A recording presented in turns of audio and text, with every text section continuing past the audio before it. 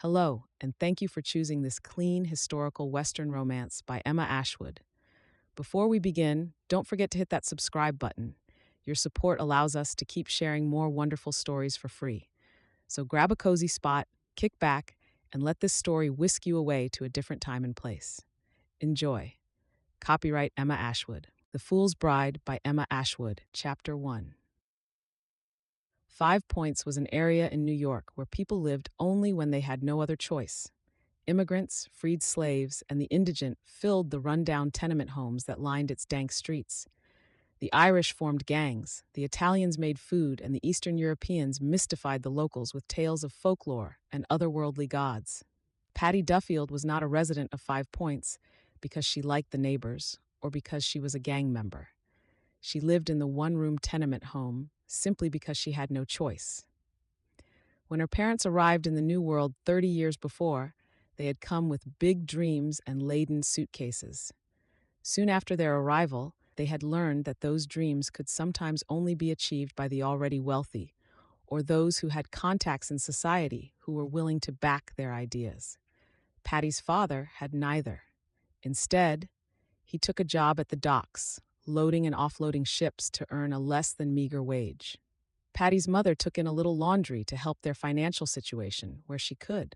For a little girl who knew nothing else, Patty only realized their horrible living conditions when she started working for Mr. Abernathy at the factory when she was 16 years old. She learned of brownstone homes in Upper Manhattan, people dining with sterling silver cutlery, and meals that didn't just consist of potatoes, cabbage, and whatever meat could be afforded. Regardless, she didn't blame her parents.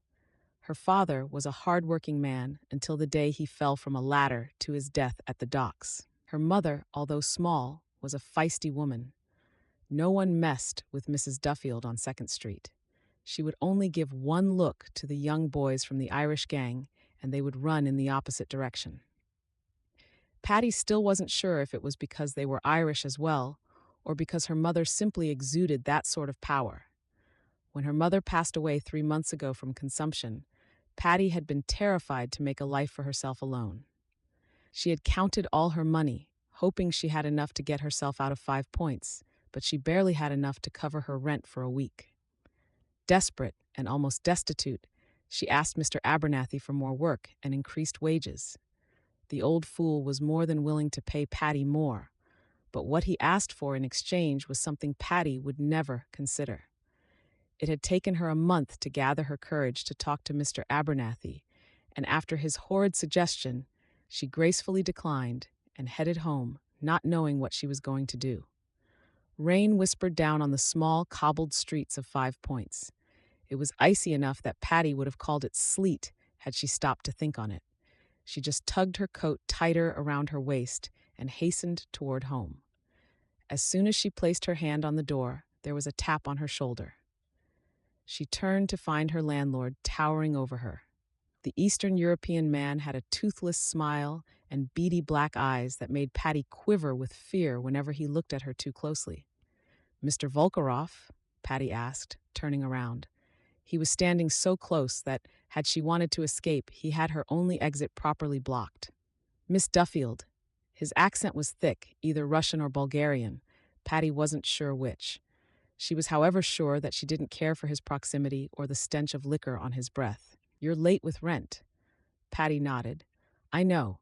I'll pay you as soon as I get my wages at the end of the week. I'm really sorry for keeping you waiting." Instead of nodding in agreement and walking away as she hoped, Mr. Volkoroff didn't move. His gaze traveled from her eyes to her lips and back again before a leering smile spread on his face. "I know a solution to both our problems. You never have to pay rent again. I never have waited for rent again." Patty tried to keep her expression neutral, but she already knew she wasn't going to like his suggestion. "No need to find a solution. I'll make rent." She turned to escape into her room when he spoke softly behind her. "You can move in with me, become my wife." Patty's hand froze on the doorknob. If she turned him down, he might just get angry and kick her out. If she agreed, she would resign herself to a fate worse than she was currently living. Patty closed her eyes and prayed for God to provide her with the correct answer. It's a good solution, Patty. I've always thought you pretty, and a man needs a wife. His voice was gruff, almost insistent. Patty turned around with an apologetic smile, and before she had thought it through, the words spilled from her mouth. I'm so sorry, Mr. Volkoroff, but didn't you hear I was engaged to be married? I'll be leaving to join my fiancé in just a few months. I'll make sure you get your rent every Friday until then. Volkorov's brows drew together. Engaged? To who? A man, Patty quickly offered. You wouldn't know him. He lives in the West. Patty was making this up as she spoke, and although she knew it was a sin to lie, she couldn't fathom another way to get Volkorov to back off from his own solution to her problem. Ha! Volkorov exclaimed. You have 3 months. Miss Duffield, I'm sure you wouldn't like to test my patience. Patty smiled brightly. Of course not. You've always been such a generous landlord. Thank you for stopping by. Before Volkorov could say another word, Patty stepped into the room and closed the door behind her. Her heart was racing a mile a minute. She had just bought herself time, but if she didn't have a husband or anywhere to go in a few months, she knew Volkorov wouldn't be as accepting of her rejection. She shoved the thought aside, knowing that she needed to start planning for her future. Mr. Abernathy wasn't about to increase her wages, and unless she found another job to help make ends meet, she would be out on the street before the 3 months were over. There wasn't much in the small room that she called home, but she did have a few things of value that might come in helpful to tide her over. Her father's pocket watch had been kept safe since his funeral, her mother's silk dresses, and of course, the few items her parents had brought over from Ireland. Patty didn't want to sell her parents' last few remaining possessions, but if she had no other choice, she would have to. She sat down in a chair by the small kitchen table and let her head drop into her hands. God, please help me. What have I done? In one day, I managed to anger the men I rely on for my home and my wages. Please help me to find a way to find a better life. Please, God. A heavy sigh escaped her, wondering if he would answer her prayers this time. Patty had been praying for God to help her since standing over her mother's grave. Instead of receiving help, she'd only been on the receiving end of more obstacles and challenges. Chapter 2. The Barnums had been ranching on the Double B for the last 30 years. When old man Tate Barnum won the property in a game of poker, he had planned on selling it and then making his way to the West in search of gold. But it had taken just the one look at Daisy for him to change his mind.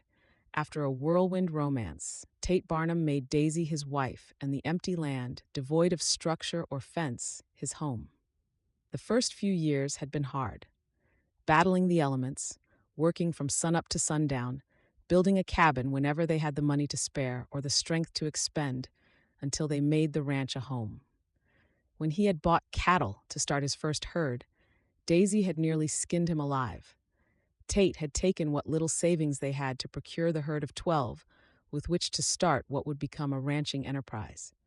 For months, they had eaten nothing but stale bread, with Daisy berating him for swindling their savings. And then the first auction had come the following spring. Suddenly, Daisy understood her husband's foresight and never questioned him again. They built fences, bred cattle, and raised 2 boys and a girl on the Double B until a rattler cut Tate's days short. Luckily, Baxter, the eldest Barnum child, was 18 years old by then and had learned at his father's knee. Baxter had taken over the reins to the ranch from his deceased father and continued to achieve more success with every auction.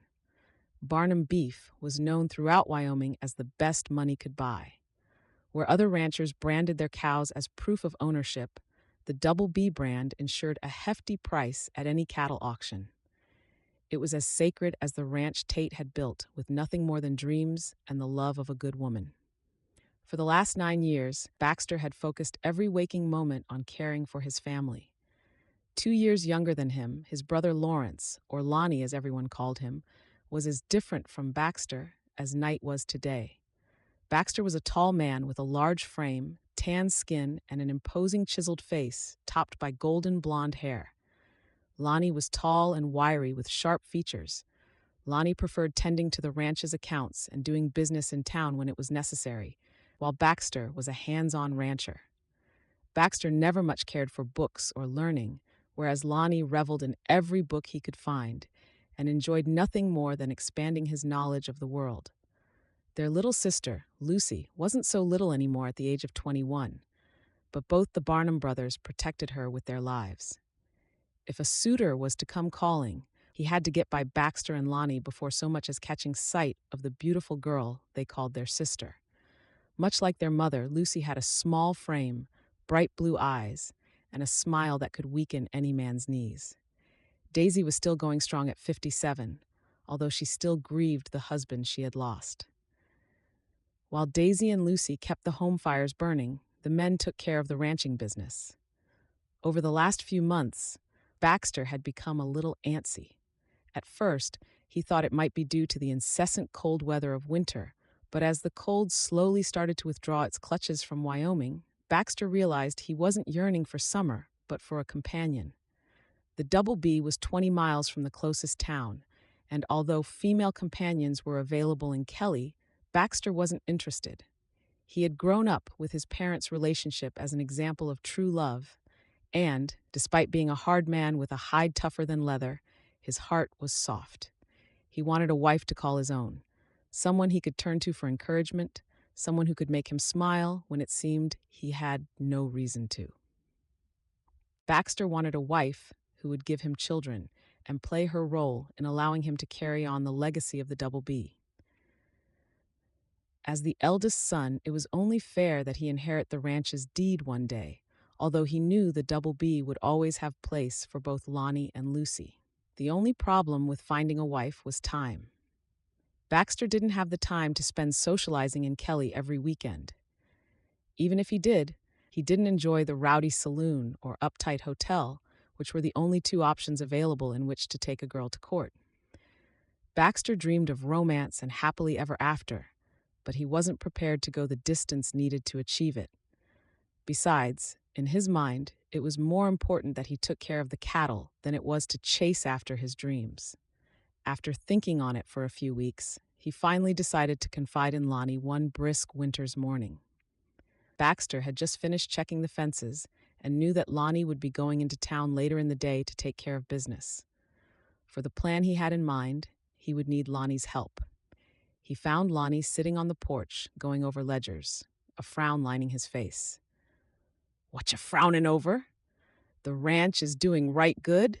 Baxter said gruffly as he took a seat beside his younger brother. The porch had been built at their mother's insistence a few years back, and although Baxter and Lonnie had complained the entire time, they now couldn't agree more that their 4-bedroom cabin had needed one just like it. Lonnie shrugged. "Just calculating how many months we have until the auction, what our expenses will be, and how much we can afford to spend to make sure we don't overextend on our funds." Baxter frowned and scratched his head. He never much cared for figures and such, being more of a physical person. Right.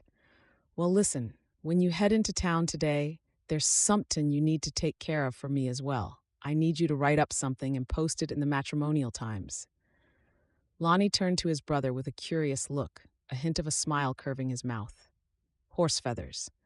Baxter cleared his throat. He should have known Lonnie was going to think he had lost his mind. "No horse feathers. Don't be a ninny about this, Lonnie. I'm asking you for a favor. Would you do it?" Lonnie's smile faded. "You're serious? You want to find yourself a wife?" Baxter nodded. "There ain't no time to go a-courting and no fittin' females round these parts. I heard Tom Puckerton found himself a right pretty girl from up north by writing to the Matrimonial Times. I would have done it myself, but I ain't got no time to go into town." Lonnie frowned. "What would you like me to write? Burly rancher with a hideous temper, seeking a female companion with the patience of a saint and the hide of a bison?" Baxter groaned. "It won't ail you to say something good about your brother. You might mention I'm a rancher and how I'm matrimonially inclined, and it wouldn't hurt if you mentioned that I'm handsome." Lonnie chuckled, shaking his head.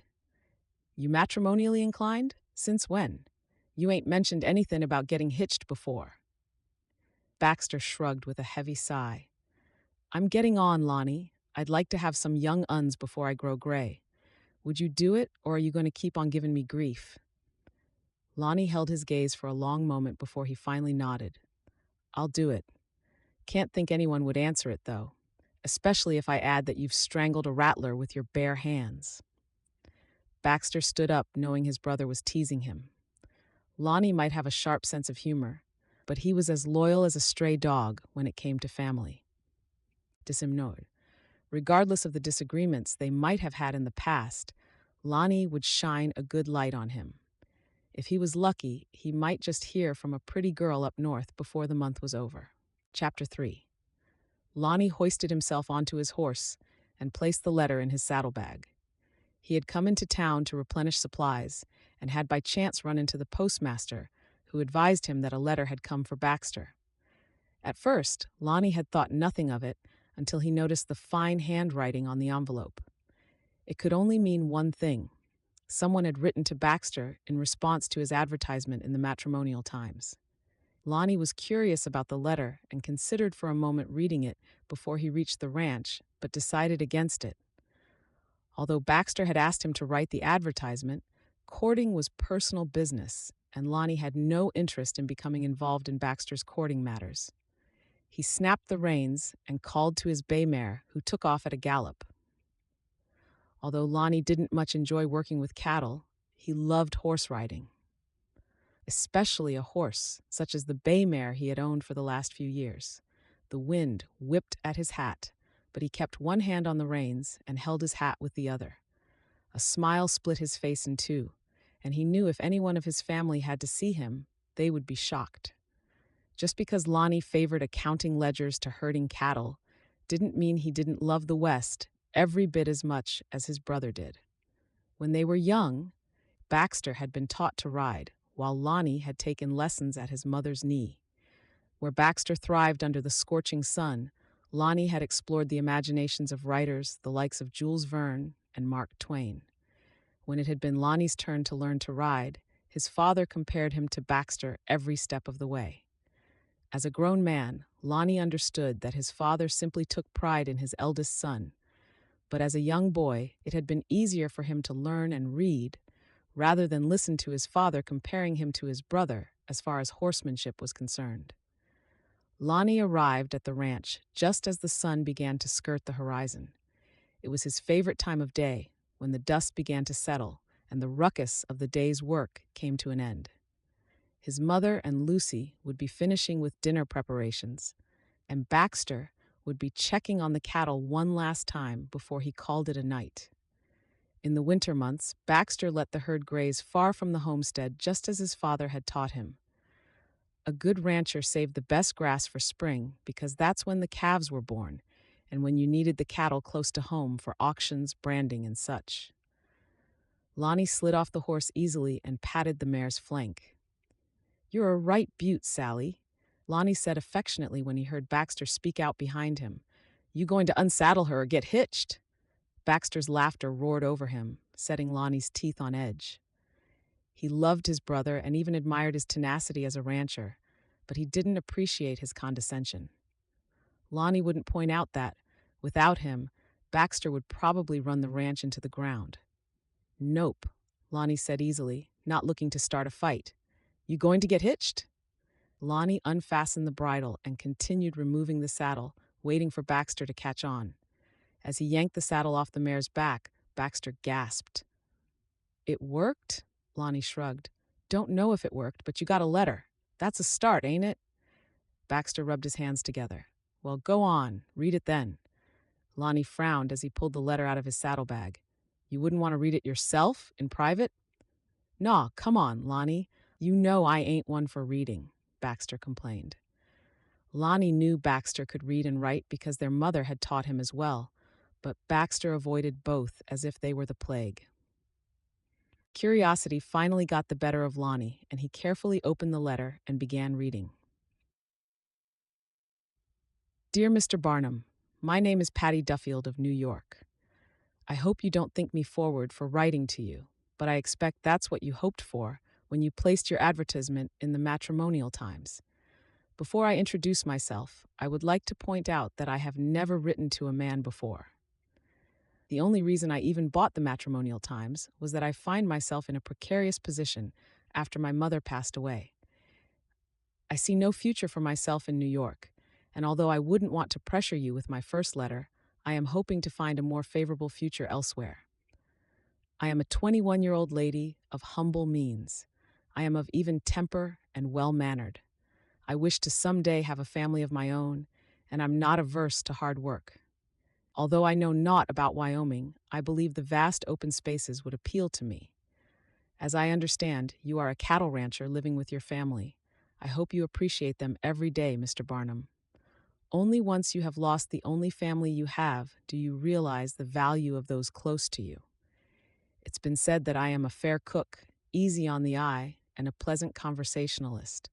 Although whether any of that is true, I cannot promise. I hope this letter finds you in good faith and health, and if you feel so inclined, I hope to hear from you soon. Kindest regards, Patty Baxter let out a low whistle. She sounds like quite a catch. She might be, but don't you want to know what she looks like, or what she does to earn her wages? Her occupation, so to speak. Before you even think of proposing, you need to consider these things, Baxter. This is an important decision, Lonnie cautioned. Baxter laughed. Tell you what, Lonnie, I take such good care of you, Ma and Lucy. Why don't you do this for me? You write and find out everything you want to know about the lass, and once you feel comfortable that I've made a good choice, you get to invite her here to get hitched. Before Lonnie could answer, Baxter continued, Can't believe this ugly mug just found himself a wife. Baxter walked away whistling as if he were already engaged. Lonnie glanced at the cursive handwriting and wondered about the precarious position in which Patty Duffield found herself. Was she in trouble? Was she honest? Was she a woman of God? There were so many questions he wanted to ask, not just for Baxter's sake, but because if this moved forward to a proposal, this stranger would be coming to live on the ranch. He considered telling Baxter to do his own courting, but decided against it. He tucked the letter into his pocket and decided to write on Baxter's behalf because, if he left it to Baxter, Patty Duffield would arrive in Kelly, Wyoming the next week without anyone knowing any more about her than that she was from New York. Chapter 4. Patty took off her gloves and leaned against the door, drawing in a deep breath to calm her frazzled nerves. On her way home from work, she had encountered two gangs fighting for territory on the bend in Mulberry Street. Patty never walked through the bend, but after receiving a letter from the post office, she had been in a rush to get home.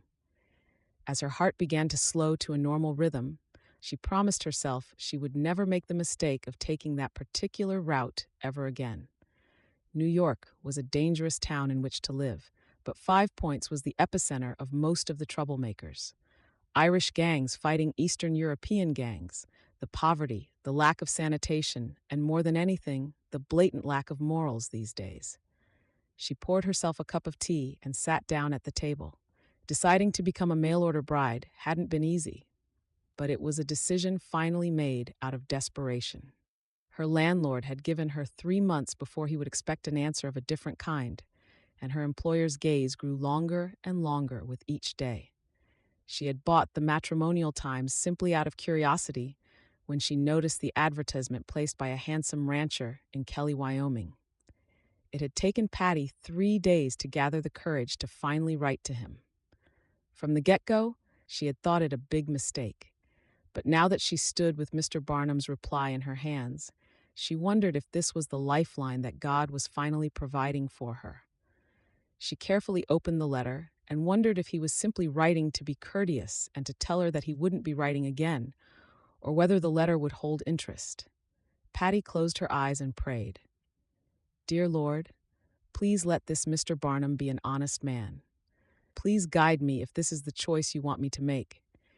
I can't imagine marrying a man I do not know, but right now I'm too terrified to even consider marrying the men I do know. Please, Lord, help me. Patty opened her eyes, knowing how ironic her prayer had been as she carefully opened the letter. Her heart began to race, but this time not with fear, but excitement for what the letter may hold. My dearest Miss Duffield, I took great pleasure in reading your letter. I, too, have never written to a woman before now. I am not desperate by any means and would just like to state that I chose to advertise for a wife simply because I haven't found the right woman in Kelly. You told me a little about yourself, but I would very much like to know more. I would like to know what season you favor, what color brings a smile to your eyes, and what food you cook well. I would also like to know if you think the ranching life is the type of life you will be happy with. I am by no means a wealthy man, but I can care for my family and you. I am curious as to the color of your eyes and the length of your hair. Although I wouldn't be so forward as to ask about the circumference of your waist, I would like to know if you're of average weight or a little on the leaner side. There is so much I want to know about you, and yet my hands are already cramping from scribbling these few choice words. As for telling you more about myself, I will start at the beginning. I am a hard-working man with a cattle ranch and a herd of 500 head. That might sound small, but it's a generous herd in these parts. I have been accused of having a temper, but then everyone seems to have a temper when enraged. I am not a mean person by any means and would never lay a hand on a woman in anger. I have a mother and a sister who can attest to my gentility. Although I am confident you wouldn't mind taking on a few chores, I'm sure you understand that on a ranch everyone works or no one eats. Everyone plays a part in the day-to-day running of the ranch. Where my brother Lonnie handles the accounts and ledgers, my sister handles the laundry and the chicken coop. My ma cooks like an angel and keeps a firm hand on the house. I enjoy nothing more than riding out with the herd after sunrise and returning to the ranch when the sun begins to set in the west. I know the solitude of living on a ranch might not appeal to most, but I assure you it has its advantages. I truly hope to hear from you soon, Patty. Your letters have become a thing to look forward to. Yours truly, Baxter. Patty sighed and clutched the letter to her chest. Everything he warned her about, such as the hard work and the solitude, were the very things Patty yearned for.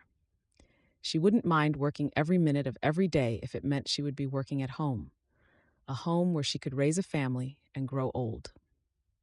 Although Baxter sounded like a firm man, he also sounded like the type of man who would take care of and respect his wife. When Patty had first written to him, she had hoped for a solution to her problem. But now she couldn't help but admit that instead of finding a solution, she was beginning to hope for love. She was yet to so much as meet Baxter Barnum in the flesh, and yet his words warmed her very heart. Rather than just replying to his letter, she would go the extra mile, as it were, and have herself photographed in the morning so that she could include it in her next letter.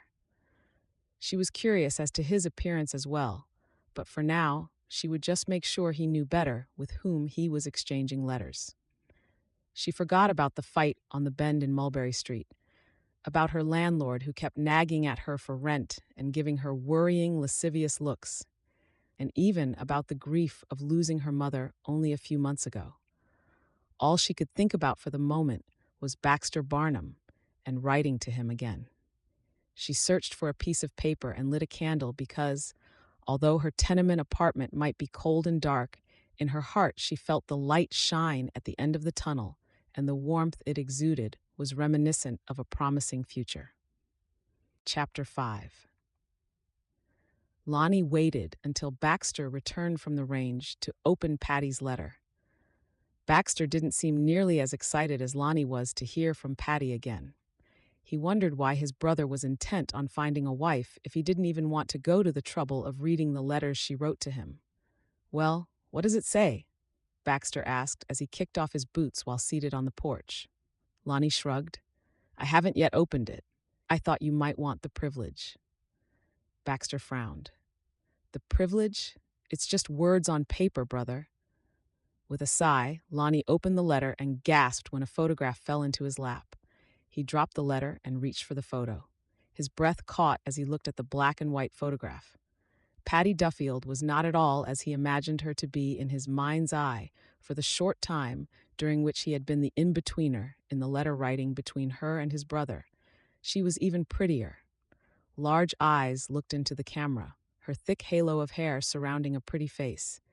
She had high cheekbones, a cute nose, and a full mouth. From the image, he could tell that she was thin. He didn't like to imagine that it might be because she couldn't afford to eat well, rather than that she was concerned about her weight. Even in the toughest of times, the Barnum family members had never suffered one hungry day in all their lives. Photographs were so rare that Lonnie wondered about the extravagant amount it must have cost her to have her photograph taken. His fingers carefully brushed over the image as he wondered about the sound of her voice. "What's that?" Baxter asked, leaning forward. "She sent a photograph of herself," Lonnie said, handing it to Baxter. Baxter's smile broadened before he slapped Lonnie on the back. "You did good, little brother. Caught me a looker." Lonnie cringed at his brother's words. After only a couple of letters, he already knew there was so much more to Patty than just her appealing appearance. "Want me to read the letter to you?" "Nah," Baxter said as he headed inside. "Just write back and tell her to come to Kelly." "Already?" Lonnie asked, surprised. "You barely know anything about her. You don't even want to listen to what she has to say." Baxter looked at his brother as if he had just grown two heads before anger narrowed his gaze. "Don't you go telling me what I should do. Write the letter, ask for her hand, and let me know when you get an answer. I'll learn everything I need to know about the woman when she gets here." Before Lonnie could argue or try to persuade his brother to pay attention to what Patty had written in her letter, Baxter let the door slam behind him. So many times over the years, Lonnie had debated confronting his brother. Just because Baxter was arrogant and confident, he treated Lonnie like a runt. Lonnie knew he was anything but still, he was growing tired of his brother's constant domineering attitude, treating him as if he was the help. He sighed and glanced at the photograph again before a smile curved his mouth. "Let's hear what you have to say, Patty Duffield." For a moment, Lonnie forgot he was courting on his brother's behalf as he opened the letter. Patty told him about the long hours she worked and about how hard things had been since losing her mother. He couldn't help but clench his jaw when she relayed about her employer's constant advances. If he was able, he would have ridden north and fetched her himself, but he knew that wouldn't be acceptable. Besides, it would not be safe for a pretty girl like Patty to travel through the wilderness with only Lonnie for protection. If Lonnie had his way, he would want a gang of marshals protecting her. Writing the letter, he had a goofy smile on his face, telling her about the sunset and about the food they were about to eat. He told her about life as a boy growing up on a cattle ranch and included a few tidbits about the mischief he and Baxter had gotten up to in the past. Before Baxter became arrogant and almighty, his hand poised over the paper, but he hesitated before writing the proposal. Not because he didn't want Patty to come to Kelly, but because he didn't want her to come to Kelly for Baxter. Lonnie had never been selfish or jealous, but for the first time in his life, he wanted something that belonged to Baxter. Of course, Patty had no idea that he was writing the letters. Patty didn't know that Baxter didn't have a gentle hair on his head, and yet he was about to propose on his brother's behalf. His heart clenched in his chest as he realized that he had become too emotionally involved. "You comin' in for supper?" his mother asked from the door. Lonnie turned to look at his mother and wished he could tell her about the predicament in which he now found himself, but decided against it. Patty was intended for Baxter, not for him, and he had to remember that. "I'm comin'." Lonnie put the letters away and took a seat at the dining room table. Lucy showed her curiosity about the letter that had arrived. "And Baxter, you caught yourself a wife yet?" Baxter roared with laughter. "A right pretty filly at that, too. Go on, Lonnie, show them the photograph." Lonnie ground his teeth but knew he had no choice. He collected the letter he had received and took out the photograph, which he then handed over to his sister. "She seems nice. Is she nice?" Lucy asked Baxter, who simply shrugged. "She's had a hard time of it," Lonnie answered. "Lost both her parents and is struggling to make ends meet. Doesn't sound like she lives in a nice part of the city either." "Then we had best get the poor girl out of there." "That's what I said," Baxter said, as if he knew what Lonnie was talking about. Told Lonnie to write the proposal. Daisy and Lucy gasped before congratulations were offered. Lonnie pushed his plate aside, his appetite suddenly gone. We don't know if she's going to say yes yet. She'll say yes. You have a way with words, little brother. Baxter grinned like a wolf about to devour a lamb. Just make it sweet and promise her the world. Are you going to give it to her? Lonnie shot back. Baxter frowned before he roared with laughter. No, but I can give her a plate of food and a warm bed. In exchange, she'll bear me sons. Boys, Daisy cried out. Enough. This isn't a toy you're talking about. It's a woman. Lonnie, you'll write that proposal, and Baxter, you'll treat her right, even if I have to see to it myself. Daisy's words were firm, and although both men were grown, they nodded obediently. Later that night, after everyone fell asleep, Lonnie lit a candle and began writing the proposal. It broke his heart to ask Patty to marry Baxter, but he knew that her life on the ranch would be better than the life she had in New York. He just had to trust that his mother would hold Baxter to his word. Chapter 6. Patty had never imagined finding love, but she was falling head over heels for Baxter Barnum, and she hadn't even met him yet. With every letter, she learned a little more about Wyoming and life on the ranch. Some might be hesitant to live in total isolation with only family members for company, but to Patty, who had been on her own for such a long time, it sounded like heaven. To be surrounded by people who loved her, to have a husband who was both tough and gentle, it was as if all her dreams were slowly coming true, one by one. She didn't regret the money she had spent on having her photograph taken in the least. Some might have called it an extravagance, but how could Patty win Baxter's heart the way he had won hers without a photograph? She didn't have his beautiful words or descriptive letters. In fact, in comparison, her letters sounded downright dreary. The last letter had described how spring was taking hold of the landscape, how wildflowers were blooming right on their doorstep. She could almost smell the soil drying beneath the patient sun as it brought life back after the long winter. There was something about Baxter's descriptions that made Patty almost see his subject in her mind's eye. Her heart was filled with hope that one day she would see winter turn to spring in Wyoming on the Double B Ranch. Every morning when she woke, her heart was no longer filled with trepidation of what the day would bring, but rather hope of what the future would hold. Not even her employer's lewd advances could darken her bright mood. Even Mr. Volkarov seemed perplexed as to Patty's happy disposition over the last few weeks. Since she had no friends in the tenement, no one knew of her plan to escape the drudgery of life in the slums. She didn't doubt for one moment that Baxter felt the same way she did. Although no declarations of affection had been made, it was clear in the care he took to write to her that he felt the same. One day, hopefully soon, she would receive a letter from him asking for her hand. It might be a pipe dream, but at the moment, pipe dreams were all that Patty had to get her through each day. They helped fill her empty belly in the evenings. They helped dispel the stench of musty mold that clung to the walls, and more than anything, they warmed her heart when she climbed into bed every night. She walked home from work, avoiding the bend on Mulberry Street, as she had ever since her close call a few weeks before.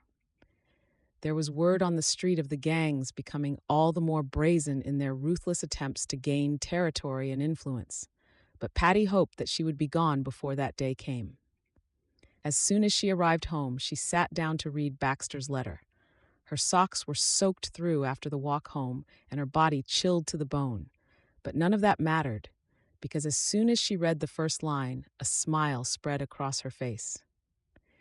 My dearest Patty, I hope you don't think me forward for such an endearment, but it's the way I've come to think of you. I want to thank you for the photograph you sent. I pictured you as a woman with kind eyes and a generous smile, but nothing my imagination could have brought to life could have ever compared to your true beauty. Had Kelly a photographer, I would have sent you my likeness as well, but Kelly, unfortunately, doesn't have all the conveniences of a large city like New York. On the bright side, neither do we have all the trouble. I was sorry to learn of the troubles you are experiencing from your employer and landlord. I wish I could be there to protect you against their advances, but I trust that God will protect you in my stead. Today, when I received your letter, it brightened my day. I realized with a sudden start that I have fallen in love with you, Patty. I know you might think me a fool, but at the risk of that, I declare that I truly can see us spending a future together. It is with great hope that I want to ask you to travel to Kelly, Wyoming. I wish to ask for your hand in marriage. In front of the local preacher and my family, I wish to vow my loyalty, protection, and love to you. I know that we might face some challenges on your arrival, but it is with great hope that I believe we can overcome any challenge if we agree to communicate and compromise. With this letter, I enclose the train fare you will need to travel to Kelly, along with enough funds to allow for traveling costs. I pray that when I receive a letter from you again, it will declare your expected date of arrival for me to meet you at the train station. My heart is now in your hands, my dearest Patty. All I ask is that you cherish it for the rest of your life. Yours truly, Baxter. Only when she reached the end of the letter did Patty realize she was crying. She brushed away the tear with the sleeve of her dress and shook her head in blissful wonder. Baxter Barnum had just asked for her hand in marriage. Her troubles in New York were finally over, and a new life awaited her in Kelly, Wyoming. She sniffed and read the letter again, smiling all the while. This was the letter she hoped would come in a few months, and yet Baxter already felt confident enough through just their written correspondence that they would make a good match. She glanced up at the moldy roof of her tenement apartment and sighed. Thank you, Lord. Thank you for giving me Baxter Barnum. Please help me to be a wife worthy of such a wonderful man. Amen. With swift determination, she began writing her reply. She folded the letter and slipped it into the envelope, which she then addressed and sealed. With the sealed letter good and ready for mailing to her fiancé, she glanced around her home and wondered if it would be too soon for her to pack her few belongings. She had already paid her landlord the rent that was due for the week, and if she left within the next 2 days, she wouldn't owe the creepy Mr. Volkarov one more dime. She thought of her work and that she should resign, and that had her begin compiling a list in her mind of all that she would need to do and accomplish in the coming days. She would need to purchase a train ticket, and once she had a ticket, she could mail the letter she already had at the ready to Baxter. In it, she would then be in a position to note her expected date and time of arrival in Kelly, Wyoming. Next, she would need to procure the items she needed for the journey, along with a carpet bag in which to pack what little belongings she had to take with her for her new life in the West as Mrs. Baxter Barnum, rancher's wife. Somewhere between all of that, she would need to resign from her position at work. Patty didn't miss the fact that she was leaving all that was familiar to her behind in 5 Points, and indeed in New York, to marry a man whom she had yet to lay eyes on. All that mattered was that Baxter could give her a future she would never have had otherwise. There was nothing and no one left for her in New York, and sooner or later she would either become a victim of crime or need to resort to crime herself in a bid to sustain herself. Neither alternative was appealing, and neither were options Patty liked to consider. The only option she wanted to consider was becoming Mrs. Baxter Barnum. But first, Patty had to get to Kelly, Wyoming, and marry the man who had already managed to captivate her heart through his words on paper alone. She bought herself a half-decent carpet bag that would do her very well, and marched it home with a certain spirit of accomplishment. She then packed the little she would need for her life on the ranch. She was fortunate enough during her shopping expedition to come across the dress of a lady who felt it did not do her own figure justice. Patty bought the dress at a very reasonable price. Indeed, being that she would never have afforded the article of clothing as new, the fact that it was for all intents and purposes brand new just made her feel all the more fortunate in her find. The last to do on her list, she eventually ticked off on her way to the station to board the train. That was to resign from her job. This task brought her immense satisfaction, knowing how many young ladies would thank their lucky stars when the vacancy became available to them. Patty had no one to see her off at the station in New York. She had not even considered this until she saw the many friends and family members seeing other passengers off. Those passengers who had not boarded early, as had Patty did so when the final whistle blew. A few got their footing on the train as it was already moving off of the platform. The people who remained on the platform when their acquaintances boarded waved, and some ran alongside the train as it picked up speed and chugged out of Grand Central Depot. Patty sighed contentedly when the platform disappeared from view out of the train's window. Baxter had sent her enough money to secure a first-class berth on the train, and she was ever so grateful for the luxury of it all. She had the entire compartment to herself and took full advantage of having nothing to do but read her books and appreciate the changing landscapes as they passed by her window. Patty took her meals at the railway stops along the route. Here she met some interesting people she was happy to know she would never see again. On the second last day of the journey, she overheard some scholarly-looking passengers discussing the train's upcoming crossing of the Dale Creek. She learned from her eavesdropping that the Dale Creek crossing was 650 feet in length and had been completed in 1868. This was the highest bridge on the Union Pacific Railroad, and it was located 2 miles west of Sherman, Wyoming, in the southeastern Wyoming Territory. It had apparently presented the engineers of the United States' first transcontinental railroad with what was one of their most difficult challenges. Dale Creek Bridge reached 150 feet above Dale Creek. On its eastern approach, near the railway route's highest elevation of 8,247 feet above sea level, granite had been cut through for almost a mile, and on the west side, workers had driven a cut of the same length through solid rock. Patty felt not a little apprehension when the older of the four gentlemen discussing the engineering feat mentioned that the Dale Creek Bridge is built of wood. This wooden bridge saw the trestle sway in the wind when the first train crossed over it on the 23rd of April, 1868. As a result, carpenters hurried to shore up the bridge. 2 of these carpenters saw their demise by falling off the bridge to their deaths. Despite their attempts, the bridge's timbers still flexed under the strain of passing trains. The orator stopped in his explanation when he heard Patty gasp in horror at this junction in his story.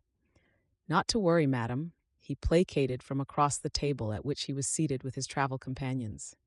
"This original bridge built of wood was replaced 5 years ago, in 1876. On the 1868 piers, an iron bridge was constructed that was marvelously manufactured by the American Bridge Company. The wooden approaches are still there at each end, though. Be sure to get a look when we are making the crossing." Patty smiled unconvincingly at the man, swallowed the glass of water that was before her on the table, and took her leave after a cursory greeting in the direction of the table of men. Having survived the crossing, which Patty considered nothing short of a miracle after hearing the men speaking the day before, she disembarked in Kelly, Wyoming, on trembling legs. Chapter 7. Lonnie was surrounded by laughter, seated at the table that was heavily laden with food, even as Lucy served even more. Across from him, Baxter looked like the man who had just won the largest pot in the history of saloon poker, while his mother was simply fawning over the woman sitting across from her. Lonnie didn't know what he expected might happen on the day that Baxter brought Patty Duffield home, but he didn't expect to feel as if he had just drawn the short straw on life. Patty was everything he expected and more. When she had shyly introduced herself to him, Lonnie's heart had simply stopped in his chest. The photograph she had sent didn't portray her forest green eyes, nor did it do her rich auburn hair justice. For a brief second, he wanted to ask her how her boss had responded when she resigned from her position, but he had stopped himself just in time. It had been arranged that Patty would share a room with Lucy for the time being, until the wedding. For some reason, Lonnie had thought Baxter would have taken care of that before bringing Patty to the ranch, but he was grateful that the preacher hadn't been available on the day. While plates were stacked with food, Lonnie noticed how Patty had served very little on her own plate. "Patty, aren't you hungry after your long journey?" Lonnie heard himself asking. Patty's green gaze darted to him. I am, but we can save some of the food for tomorrow." Daisy laughed, shaking her head. "Dear girl, we cooked this feast to celebrate your arrival. Tomorrow we'll cook something else." Lonnie almost wanted to stop his mother and explain how Patty had lived frugally over these last few months, but once again realized he wasn't supposed to know anything about her at all, let alone her dire living conditions. For a moment, he wished he had taken the time to relay the contents of each letter to Baxter, but he knew Baxter wouldn't have listened.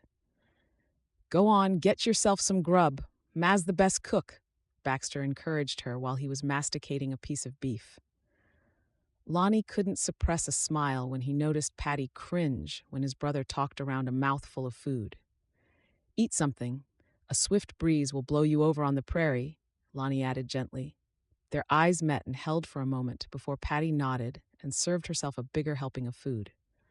"You should be so lucky," Lucy smiled at Patty. "You arrived just in time for the town fair. It is next week, and it's promising to be even better than last year." Patty frowned. "A town fair? I've never been to one of those." "Don't you have fairs in New York?" Lucy asked, baffled. Patty shook her head, and Lonnie doubted anyone else noticed the shadow that passed across her eyes. Even if New York did have fairs, he had a feeling Patty couldn't have afforded to go. "They do, it's just I've never been," Patty quickly added with a smile. "What exactly happens at a fair?" "Auction. That's the most important part," Baxter said gruffly as he helped himself to more biscuits and gravy. "It's not the biggest auction of the year, but it helps tide us over until then. We have a mind to sell some steers." "We don't need to sell steers," Lonnie said patiently. "It's best we wait for the big auction in July. The price per head of beef is better and there are more competitive buyers." Baxter guffawed. "That's what you say until you're proven wrong." Lonnie knew Baxter would heed his word, but was trying to exert his authority for Patty's benefit. Usually, Lonnie would leave Baxter to have his moment of foolish pride, but before he knew it, he met his brother's gaze. "Ain't been proven wrong just yet, big brother." He watched Baxter's eyes grow cold, and he knew that his brother was about to lose his temper. As if sensing the tension between the men, Lucy cleared the air, addressing their guest directly. "Excuse them. You don't know what it's like to live with two men until you live with two men." Daisy chuckled. "Your pa would have knocked your heads together for arguing in front of company." Baxter grinned salaciously at Patty. "Ain't just any company, Ma. She is my fiancée." Lonnie felt bile rise in his throat at his brother's words. "What happens at the fair other than the auction?" Patty asked, turning to Lucy. "Merchants from all over come to sell their wares. Of course, there are a few games of chance and you can win some great prizes too. Then there's the barrel racing, the steer wrangling, and even some poker games in the saloon. A tournament of sorts." "It sounds like a lot of fun," Lucy laughed. "It is, and you're going to be the talk of the town. Can't remember the last time a new face was to be seen at the fair." Lonnie noticed a light blush color Patty's cheeks. Knowing he couldn't sit there for a moment longer and pretend that his brother was the right man for Patty, he stood and excused himself. He headed out onto the porch and looked up at the stars. He had known that it might be a little awkward at first, knowing he had been the one to write to Patty, but he hadn't expected how hard it would be to watch Baxter play the fiancé game, all the while knowing barely anything about Patty. He crossed his ankles and set them on the porch railing before he searched the stars for answers. After about half an hour, he heard the house settle inside and knew the women had probably headed to bed. He took a deep breath and began to pray. "Dear Lord, please forgive me for coveting Baxter's girl. I know it ain't right, and I know it ain't very Christian of me, but I can't help but feel that Patty doesn't belong with him. Help me, dear Lord, relieve me of these protective and affectionate feelings I have for her. They have no place in this family and will only cause trouble. And Lord, protect Patty and bring her happiness. Bless her in ways only you can imagine. Amen." Lonnie stood up and let out a heavy sigh. It was in God's hands now. All he could do was hope that God answered his prayers before his wayward feelings caused even more strife between him and Baxter. Chapter 8. Patty couldn't remember the last time she had felt this good. Apart from the healthy meals that Daisy forced on her 3 times a day, the restful sleep and fresh air were doing her a world of good. She could almost feel the worry of the last few months melt away with every breath she took. The clear air blew the cobwebs of fear and condemnation from her mind. When she had boarded the train in New York, it was with not a little apprehension. As the train left the station, she realized that she was putting everything on the line for a man she hardly knew. For the duration of the train trip, she contemplated getting off and finding her way back to New York. It was prayer that had given her the courage to make it all the way to Kelly in Wyoming. The town was smaller than she imagined and dustier. After a long, cold winter, there was barely any growth on the vast landscape, but here and there new buds were sticking their heads through the hard dirt. She had waited on the platform for barely 5 minutes when a bubbly young woman had rushed up to her, introducing herself as Lucy Barnum. Patty liked Lucy instantly. She followed her to where Baxter was waiting for them beside the wagon. At first sight, Baxter was nothing at all as she had imagined. For a man with such a good way with words, she didn't expect his face to seem almost ruthless. His honey blonde hair stuck out in tufts beneath his hat, but it was his blue eyes that made her feel at ease. She reminded herself that although he might be firm, his letters had proved he could also be gentle. Her first night on the ranch had been quite a shock to her system. Apart from the mountain of food Daisy had cooked for the occasion, Baxter's brother somehow made her feel ill at ease. Every time she looked at Lonnie, her heart seemed to skip a beat. His eyes were a lighter blue than Baxter's, and it was almost as if they could see right into her very soul and read her every thought. She tried to avoid Lonnie after that first night and spent her first 2 days on the ranch getting to know Lucy and her kind mother. It was clear that Daisy was a force to be reckoned with, and regardless of her getting on in age, both her boys still adhered to everything she said. Patty respected her. She reminded Patty so much of her own mother, what with her firm hand with its gentle touch and the strength that shone in her eyes regardless of the passion in her heart. It was Baxter who seemed to baffle her the most. In her mind, she had somehow constructed an image of what he would be like in person. From what little she had seen since her arrival, he was not at all as she had imagined. They had briefly spoken in private the day before, and it had been clear that her curiosity over the cattle had irritated him somewhat. Patty had returned to the house almost certain that he preferred her to remain indoors. They were still waiting to hear from the preacher as to when the wedding could take place.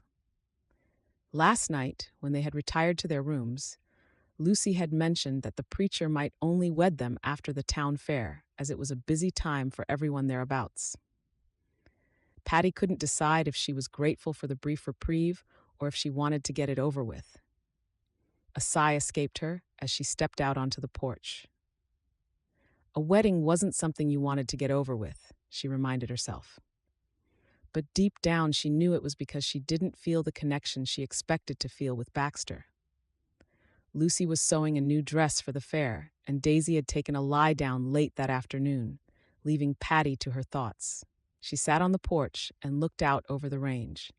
She was curious as to why Lonnie seemed to be stuck at the dining room table with books and ledgers while Baxter worked the ranch on his own. Was Lonnie afraid of hard work, or did he simply enjoy sitting back while his older brother took care of him?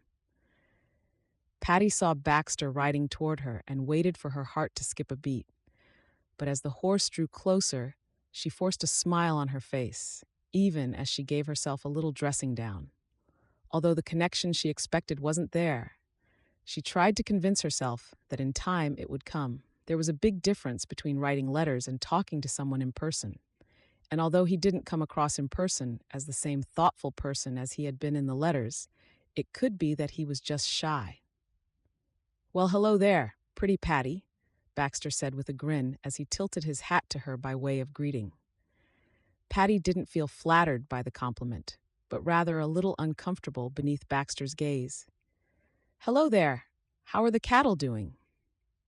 Baxter shrugged. "They're being cattle," he chuckled at his own joke. "You bored or somethin' standing out here?" Patty frowned. "Why would I only stand outside if I'm bored? I enjoy the outdoors. I mentioned it in my letters." She glanced around at the trees boasting new leaves, and a smile curved her mouth. I especially enjoy spring. Don't you just love the new life that's all around us? Naw, Baxter shook his head. Nuisance is what it is. Except for the feed it gives the cattle, I'm not much for spring. Now summer, that's where the money is. Trying to be interested in his ranch, Patty smiled. The auction. Yup, no beef is as good as double B beef.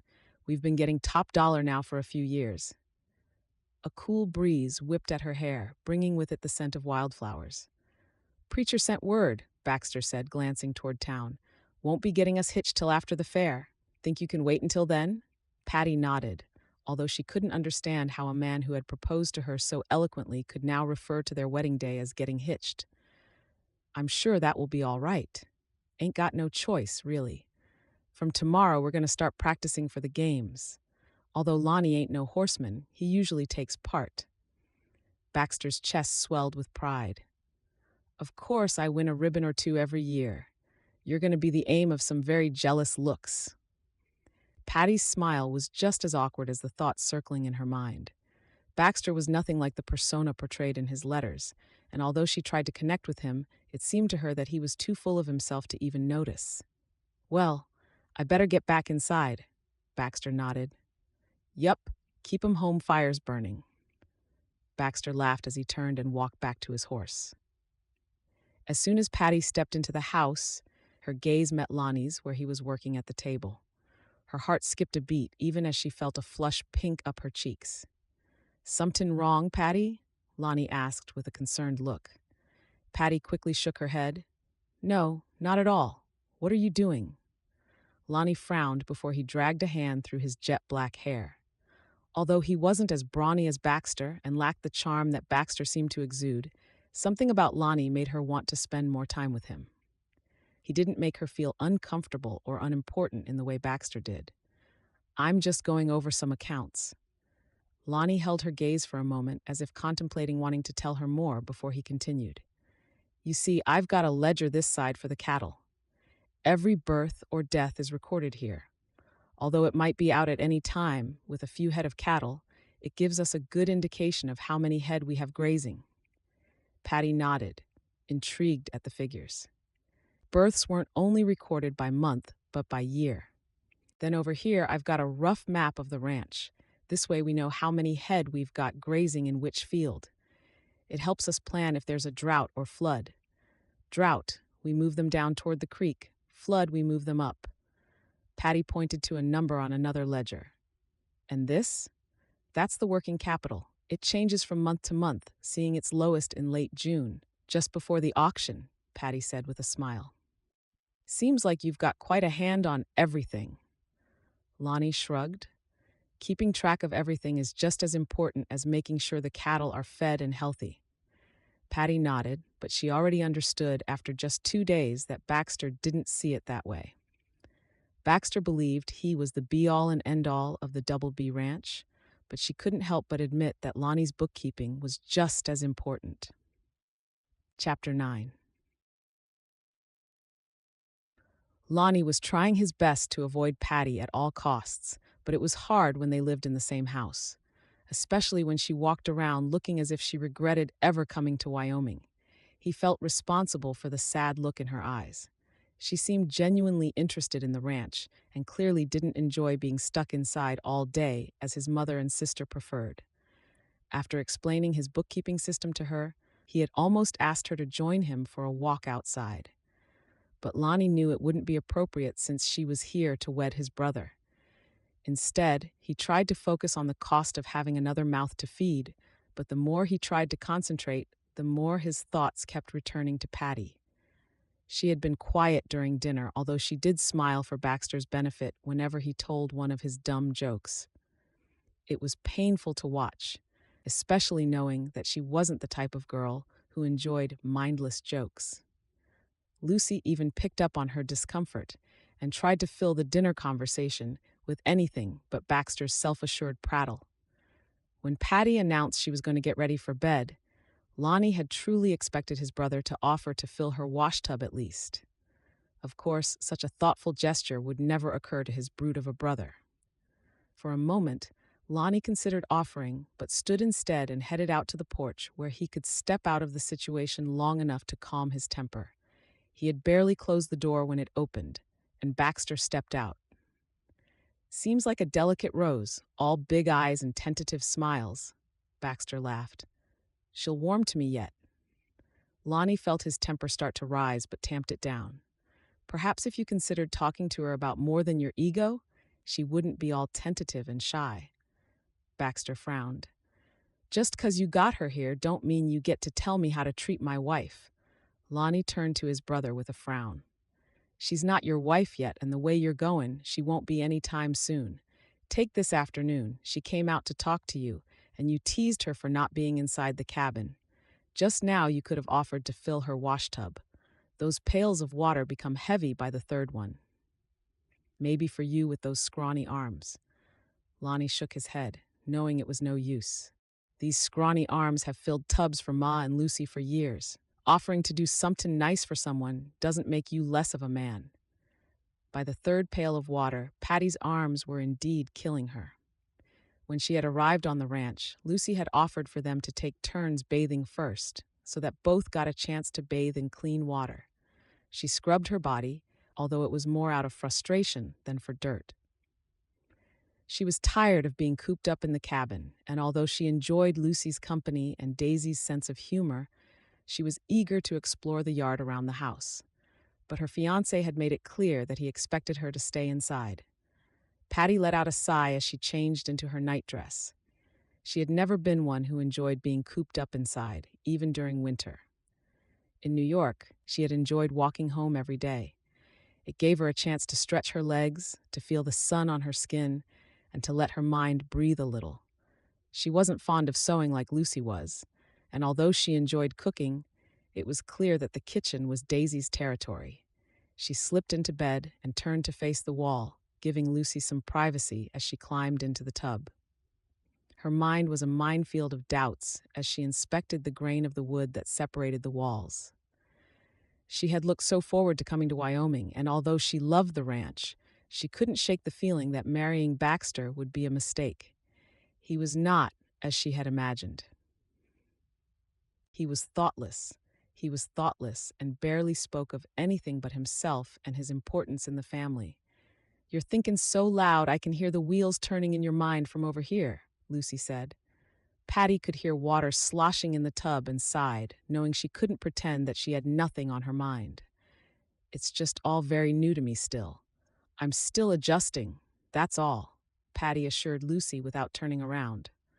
Lucy chuckled. "You're as unhappy as a birch in a red oak forest. You don't have to lie to me. Tell me, Patty, what's on your mind? Even Ma was concerned about you today." Patty sighed. "It's just, I don't know.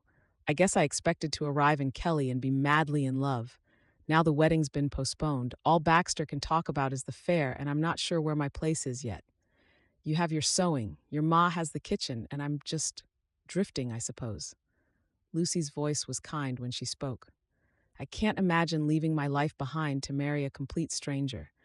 Maybe it is just a matter of still adjusting. As for where you belong right here. Remember, it's always just been me and Ma in this house. We're also learning to let go to give you a little responsibility. May loves the kitchen, but cooking wears her out. Maybe we should ask her if you could take over some meals. Can you cook breakfasts?" Patty chuckled.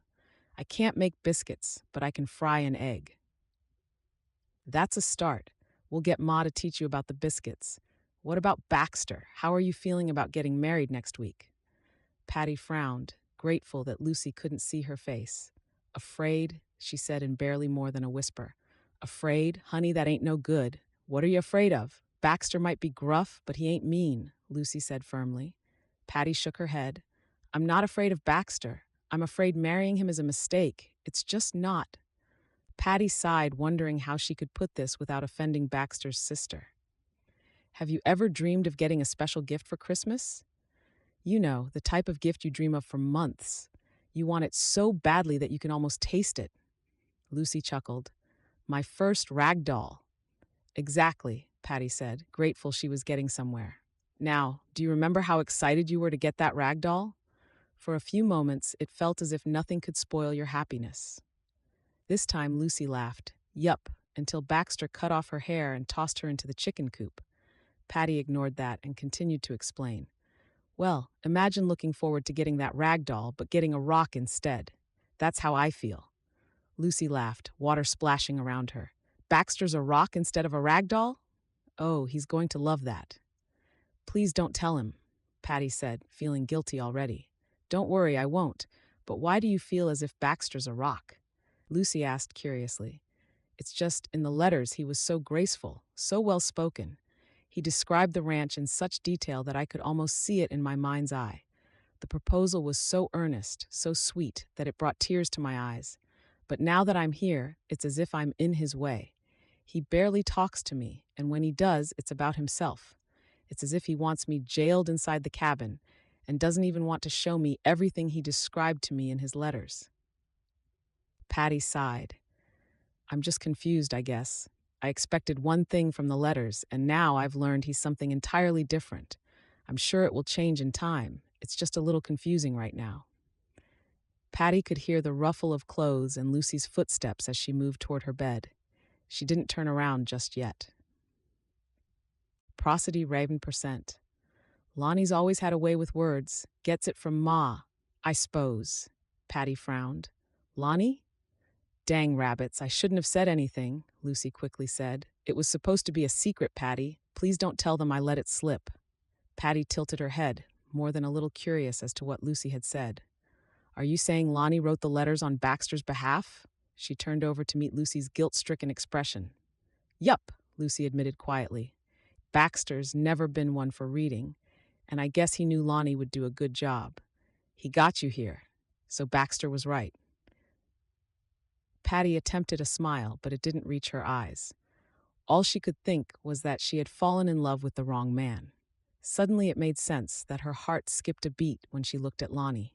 Why Lonnie kept striking up a conversation with her, and suddenly it made perfectly good sense why Baxter didn't seem to know her at all.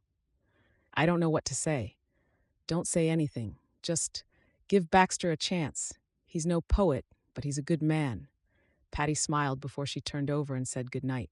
This wasn't finding a rock instead of a rag doll. It was learning the rag doll had just been hidden the whole time. Chapter 10. The following morning, Patty rolled out of bed after having barely slept a wink. She was angry and felt betrayed, and instead of turning her wrath on Baxter for not being who she expected him to be, she was just waiting to confront Lonnie for luring her down here on his brother's behalf.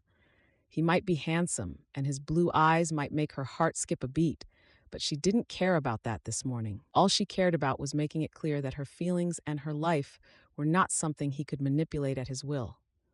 By the time the Barnum family woke up, Patty already had breakfast on the table, and her temper was snapping even more than when she woke up.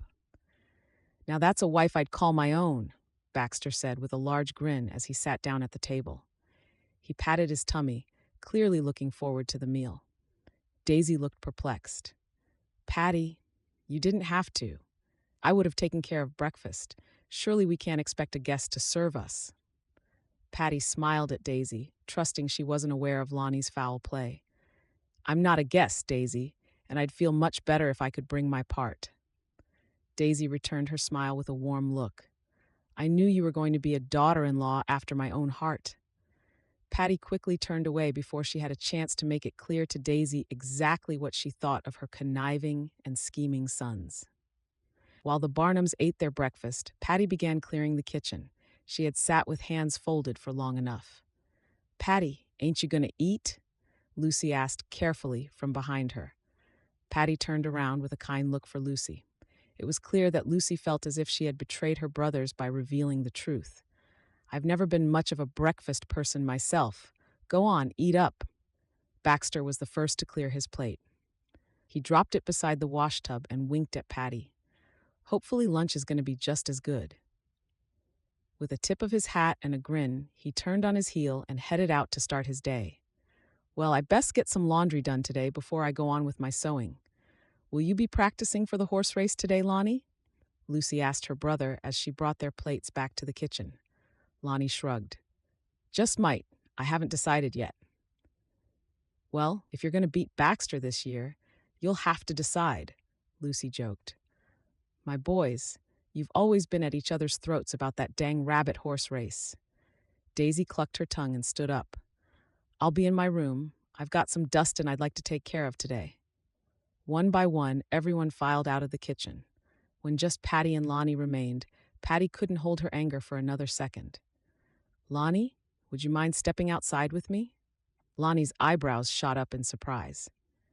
Is something wrong, Patty? Yes, it seems there is, Patty said with a terse smile. There was no way she was going to have this conversation inside. The chance of her losing her temper was pretty good, and when that happened, she didn't want Lucy and Daisy to witness her fit of anger. She walked off the porch and rounded the house before following a little dirt path that led into the copse of trees a little way from the house. In the distance, she could see Baxter riding out to check on his cattle, and although she didn't feel any affection for him, she couldn't help but feel that he was also a victim of the deceit she had suffered. Careful there. Rattlers are just coming out. Don't want to step on a hungry one, Lonnie cautioned behind her. Patty spun around and braced her hands on her hips. You should be careful of more than hungry rattlers right about now, Lonnie Barnum. What kind of name is that anyway? Didn't your ma like you or something? Prosody Wreck. Patty knew she was spewing venom, but she couldn't stop herself. Lonnie frowned, scratching his head, clearly confused about what was happening. Lawrence. That's my name. Baxter couldn't say Lawrence and called me Lonnie. It kinda stuck. Is that why you're spitting flames, Patty?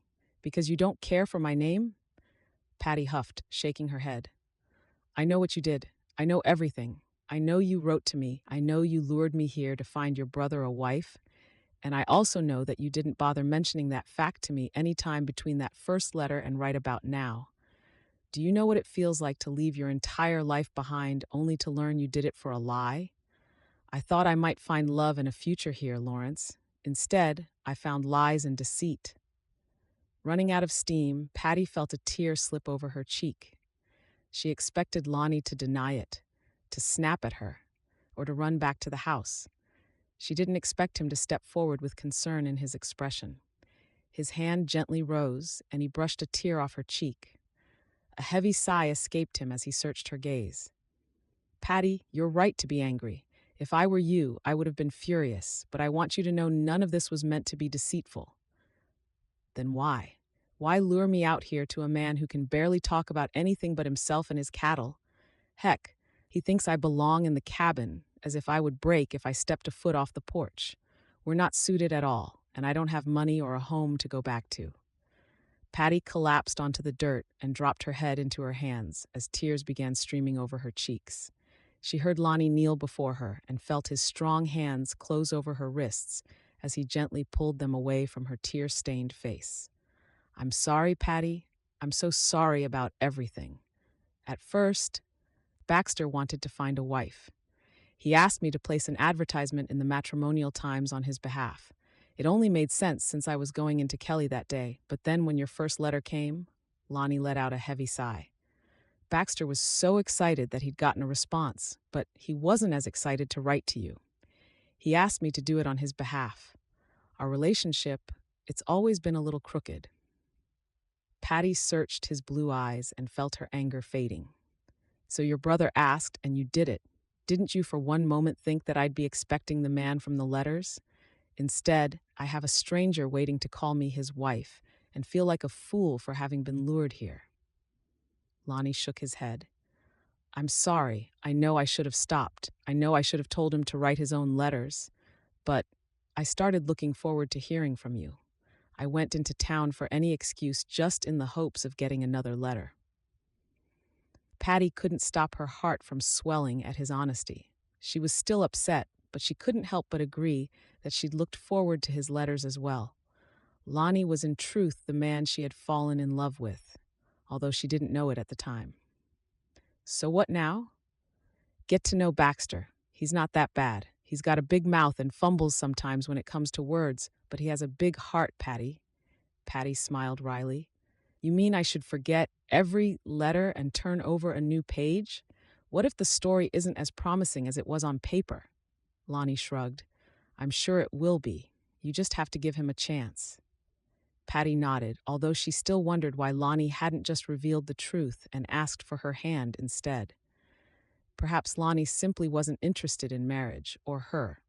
She didn't have anywhere else to go, and regardless of Lonnie's kind eyes and gentle smile, she knew that Baxter already saw her as his bride.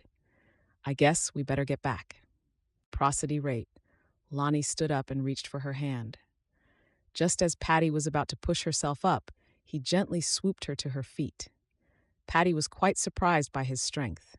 For some reason, she had expected his wiry frame to be weak, and now she wondered if he just wasn't bulky because it was clear that his wiry frame was just lean muscle. Something turned over in Patty's chest, but she quickly looked away. The last thing Lonnie needed to know was that she wished he had proposed to her instead. As they walked back to the house side by side, she realized she had an explanation, but she still didn't know why Lonnie had never told her the truth. If he'd looked so forward to reading her letters, why had he been avoiding her since the first day she arrived? Chapter 11. For the next few days, Lonnie couldn't seem to keep his eyes off Patty. When she dug into him about lying to her and luring her to Kelly under false pretenses, she'd been as angry as a rabid bull and as adorable as a baby kitten. Nothing had ever hurt him more than to see the tears stream over her face, tears that he had caused by abiding by his brother's wishes. He should have known that nothing good could come of courting on Baxter's behalf. And now he couldn't seem to think of anything but how he was going to stop the wedding. It was clear to see that Patty and Baxter didn't share even the faintest connection. And regardless of Lonnie's advice to his brother, Baxter hadn't once tried to have a conversation with Patty.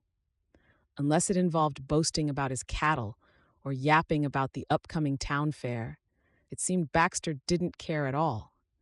It was as if Lonnie was chewing on blades every time Baxter mentioned the wedding. He had hoped that ignoring Patty and keeping his distance would make him forget about her beautiful letters, but now all he could think about was that he couldn't stand the thought of Patty belonging to Baxter.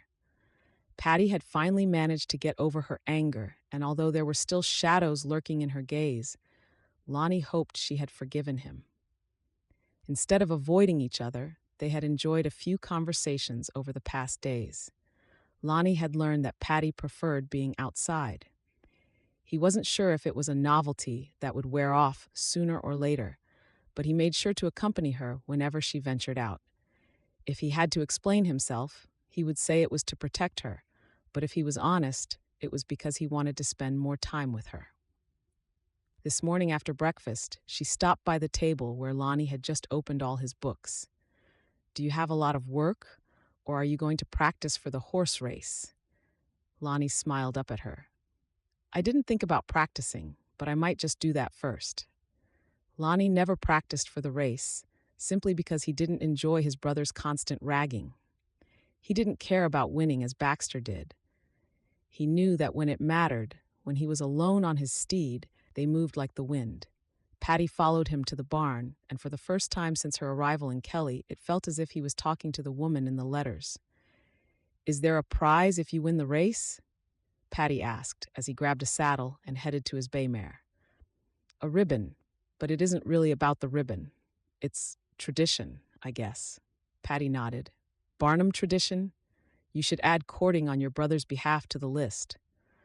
Although her voice had a teasing lilt, Lonnie knew her upcoming wedding weighed heavily on her mind. He didn't say anything and focused instead on saddling his horse. He pulled himself into the saddle and saw her gasp. Apparently, Patty Duffield thought he couldn't do anything but the books. For the first time in his life, Lonnie wanted to impress a woman. He didn't care about winning the ribbon, but if racing his horse brought a smile to her face, he would put everything he had into it. "Where are you going to race to? At the fair, I mean?" "We race from a mile out of town on the one end to the other side of town." "I see. Well, let's see what you've got." Lonnie laughed as he nudged the horse, which took off between his legs.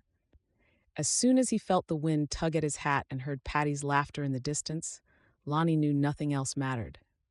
He might have brought her here for Baxter, but it was time he did something for himself. A broad smile spread on his face as he yanked the reins to turn the horse around. He raced toward her with more fervor than he had ever had, before stopping just in time not to knock Patty over. Her eyes were wide, her laughter bright in the cool morning air. "Oh my goodness, Lonnie, you can ride!" Lonnie laughed as he swung himself out of the saddle. "You seem surprised." Patty shook her head. "I am very. The fair is tomorrow, and I wondered when you were going to practice. But clearly you don't need it. You looked happy when you were riding. If you enjoy it so much, why don't you ride more?" Lonnie shrugged. "Baxter rides the range. I do the books. It's worked that way for years. Besides, I'm not much of a cattleman. I'd rather deal with them on paper than in reality." Patty smiled. "You keep surprising me." Lonnie smiled, but quickly sobered. If he was going to do this, he had to say the right things. Things that would make Patty understand how he felt. "Patty, there's something I've been wantin' to talk to you about," Lonnie began. He scuffed his boot in the dirt and tilted the brim of his hat upwards to meet her curious green gaze. "It's all right, Lonnie. I've forgiven you. You were only trying to help your brother." Lonnie shook his head. "You see, that's just it. I was trying to help him, and then I did a stupid thing and fell in love with you." Patty's eyes widened. "Lawrence, don't." Something in Lonnie's chest pulled tight when she called him by his real name. "No, I gotta say this. If I don't, I won't never forgive myself." Lonnie drew in a deep breath as hope bloomed in his chest. "Don't marry him, Patty. You barely know him. He's all but a stranger to you." He took a step forward and searched her gaze. "You know me, you know who I am, and you understand me. No woman ain't ever made me feel the way you do. I know he's my brother, but I can't stand the thought of you being his wife. Be my wife, Patty. Be my future?" Patty's head slowly started to move from side to side. "Baxter will be furious. He's excited about the wedding. He doesn't care about the wedding or you. He just cares to have a pretty wife he can boast with. Tell me one time he went to the trouble of having a conversation with you. Name one thing about Baxter that you love." Lonnie knew he was being unfair, but he also knew if he didn't push her to face the truth, he might lose her. A tear slipped over Patty's cheek. "Lonnie, what do you want me to say? That I'm engaged to the wrong brother? That I have nothing in common with Baxter? That I won't ever feel about him the way I feel about you? None of that matters because the wedding's been planned." Lonnie felt a smile curve his mouth. "The wedding can be canceled. I'll take care of the wedding and of Baxter. Just tell me one thing. Do you want to spend the rest of your life with me or with my brother?" Lonnie saw the doubt in her expression and knew he was asking her a hard question, but he needed an answer before he took the chance at possibly ruining his relationship with his brother. "You, Lonnie? It's been you from the start. When I got here and Baxter was nothing like you, I thought I'd made a mistake, until I realized it was you who wrote the letters. I want to spend my life with that man." Lonnie beamed at her. "So you want to be my wife, have my children, and grow old with me on that porch?" Lonnie pointed to the porch before meeting her gaze again. Patty laughed. "Yes, I want to do all that. Then I'll take care of it. Don't you go saying a word now. I'll talk to Baxter when the time is right and get this settled. He might be as angry as a spittin' cobra, but he'll get over it." Lonnie wanted nothing more than to pull Patty into his embrace, but until matters were settled with Baxter, it would be best if he kept his distance. He searched Patty's gaze and knew that he was going to spend the rest of his life looking into those emerald eyes. If he could help it, he would make sure that not a single shadow crossed her eyes ever again. Chapter 12. Lonnie had woken up with a hollow feeling in his stomach, not because of the horse race that he was partaking in today, but because he knew it was time to tell Baxter what was going on. Last night, he considered waiting until after the race, but he realized it would only make matters worse for Baxter. Today, Baxter was going to introduce Patty to every person they knew as his future wife, and it was better if Lonnie stopped the ball rolling before it dropped off a cliff. Everyone was up early for breakfast. They had to be in town by 9 o'clock, and there were loads of chores that needed to be done on the ranch before they could even consider leaving. When the women retired to their rooms to dress in their best for the town fair, Lonnie followed Baxter to the barn. Feeling nervous, little brother? Looks like you've got ants in your pants this morning, Baxter joked as he fed and watered the horses that would be staying home. Baxter, actually, do you have a minute to talk? Lonnie asked, feeling his courage building. He only had to think of Patty's smile to know he was doing right. Baxter frowned. Now? You know we gotta leave in a half hour and you want to talk? Can it wait? Baxter walked away, not even bothering to wait for Lonnie's answer. For the first time in his life, Lonnie thickened his voice. Baxter, now! Baxter turned around with a surprised look.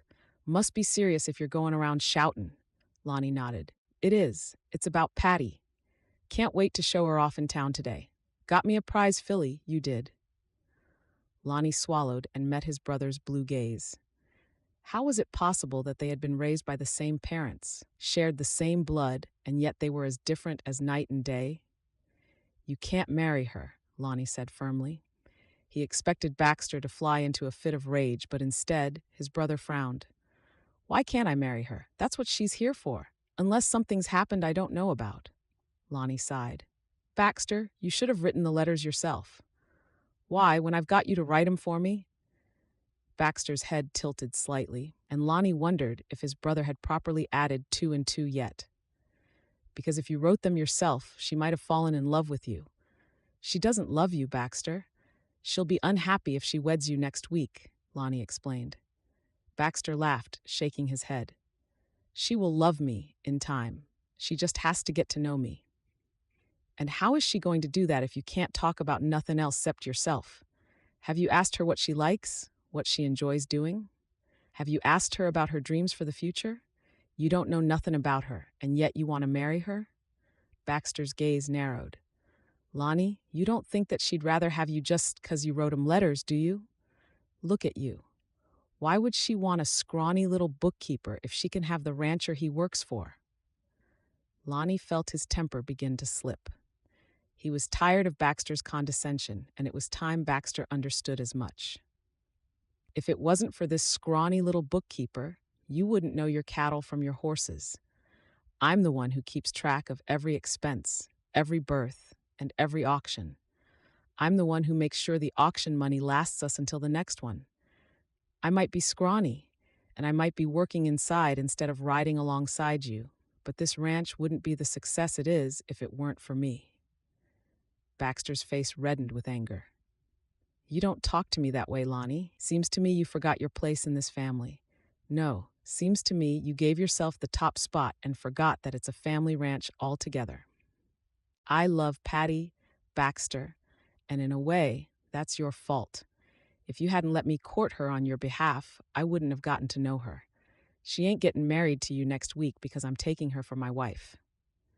Lonnie had turned and walked out of the barn when he felt Baxter's large hand on his shoulder. You don't go telling me what to do. What's she want with you anyway? You can't even win the horse race at the town fair. Baxter's eyes were bulging with anger, but Lonnie didn't step down. Have you ever considered I let you win that race 5 years running because you care about that dang ribbon and I don't? Baxter's laughter roared through the barn. Fine. If you want to live a delusion, let's do it. If you win that race today, I'll back off. You can have your precious Patty, but if you don't, and I know you won't, Lonnie, I'm saying vows to her before the preacher come Monday. Lonnie never thought it would come down to proving their skills as a horseman in a masculinity contest, but if that was what it took to call Patty his own, I'll wait for you at the finish line. As Lonnie walked away, it struck him that Baxter hadn't once mentioned that he had feelings for Patty. For him, it was just about winning and about having what Lonnie wanted. His whole life, Lonnie had stood back for his older brother. But today was the one day he wouldn't stand back. He would race past his brother and get the girl he was madly and deeply in love with. Chapter 13. The tension in the wagon was palpable as the Barnum family and Patty headed to town. Baxter was at the helm, with Lonnie riding alongside them, leading Baxter's horse along.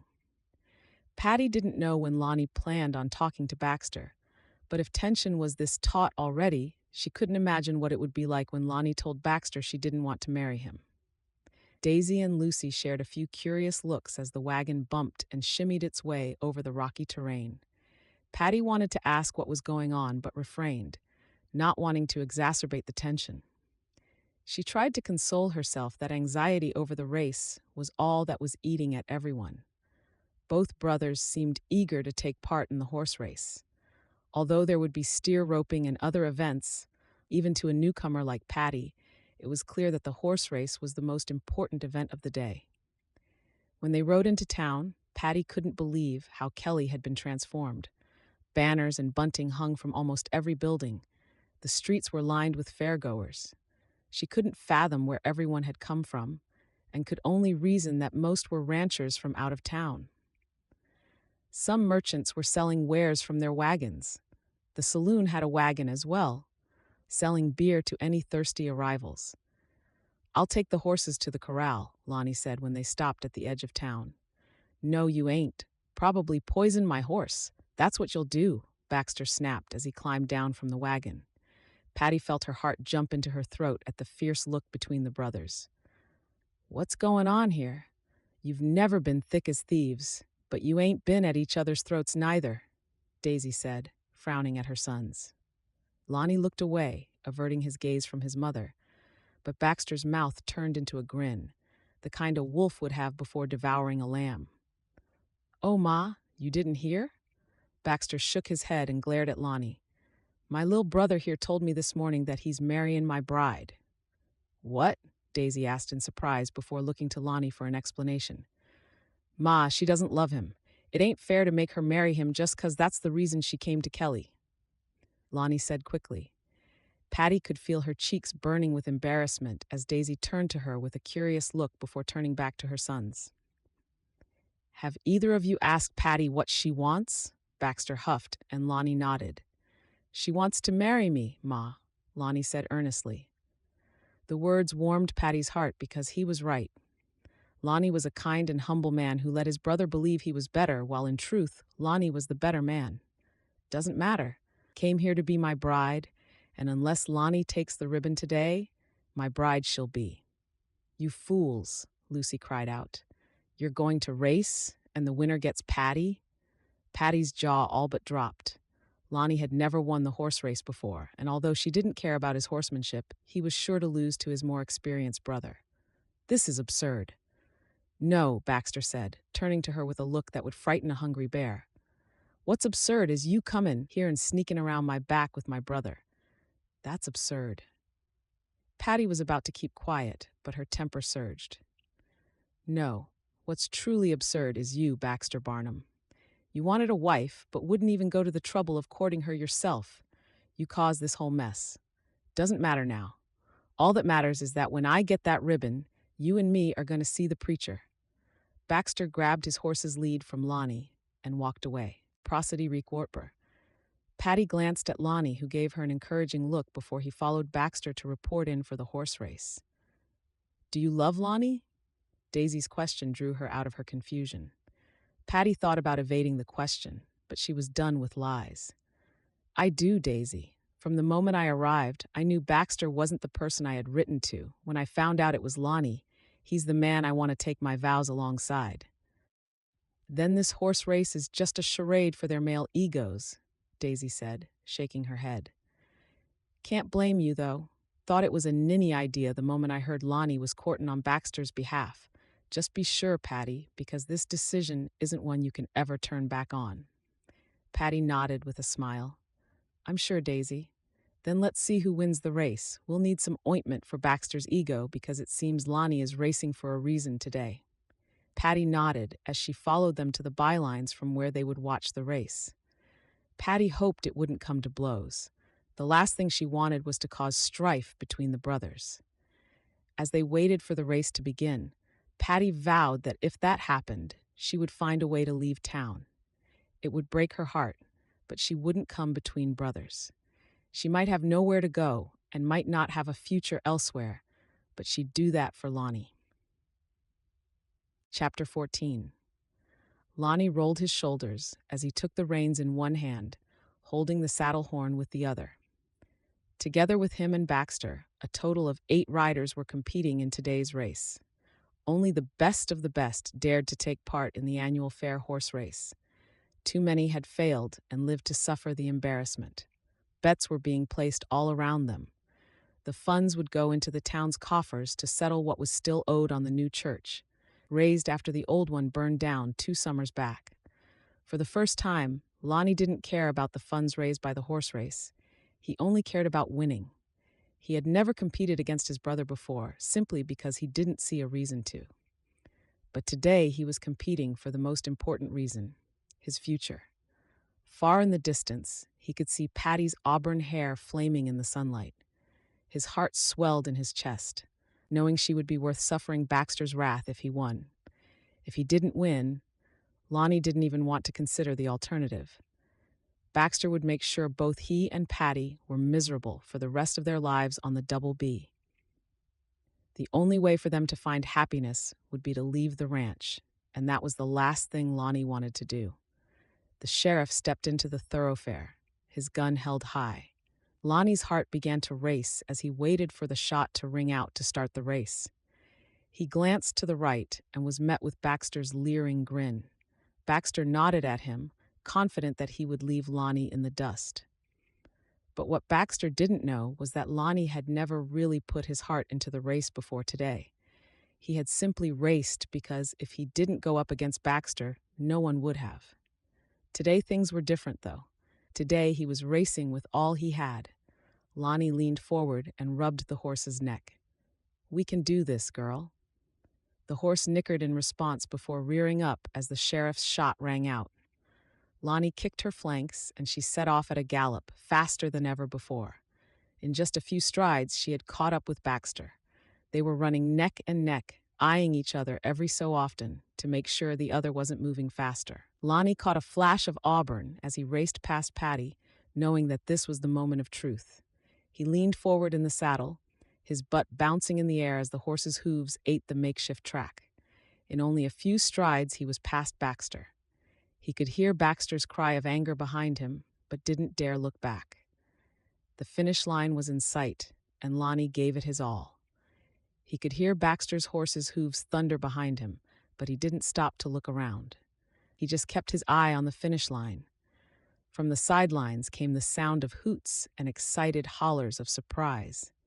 It was the first time in 5 years that someone other than Baxter was going to take home the ribbon. Lonnie felt a smile start to form on his mouth when a drunkard suddenly fired a shot into the air just as his horse ran past. The horse reared, but this time her eyes were wide, and fear was evident in her entire body as her muscles bunched.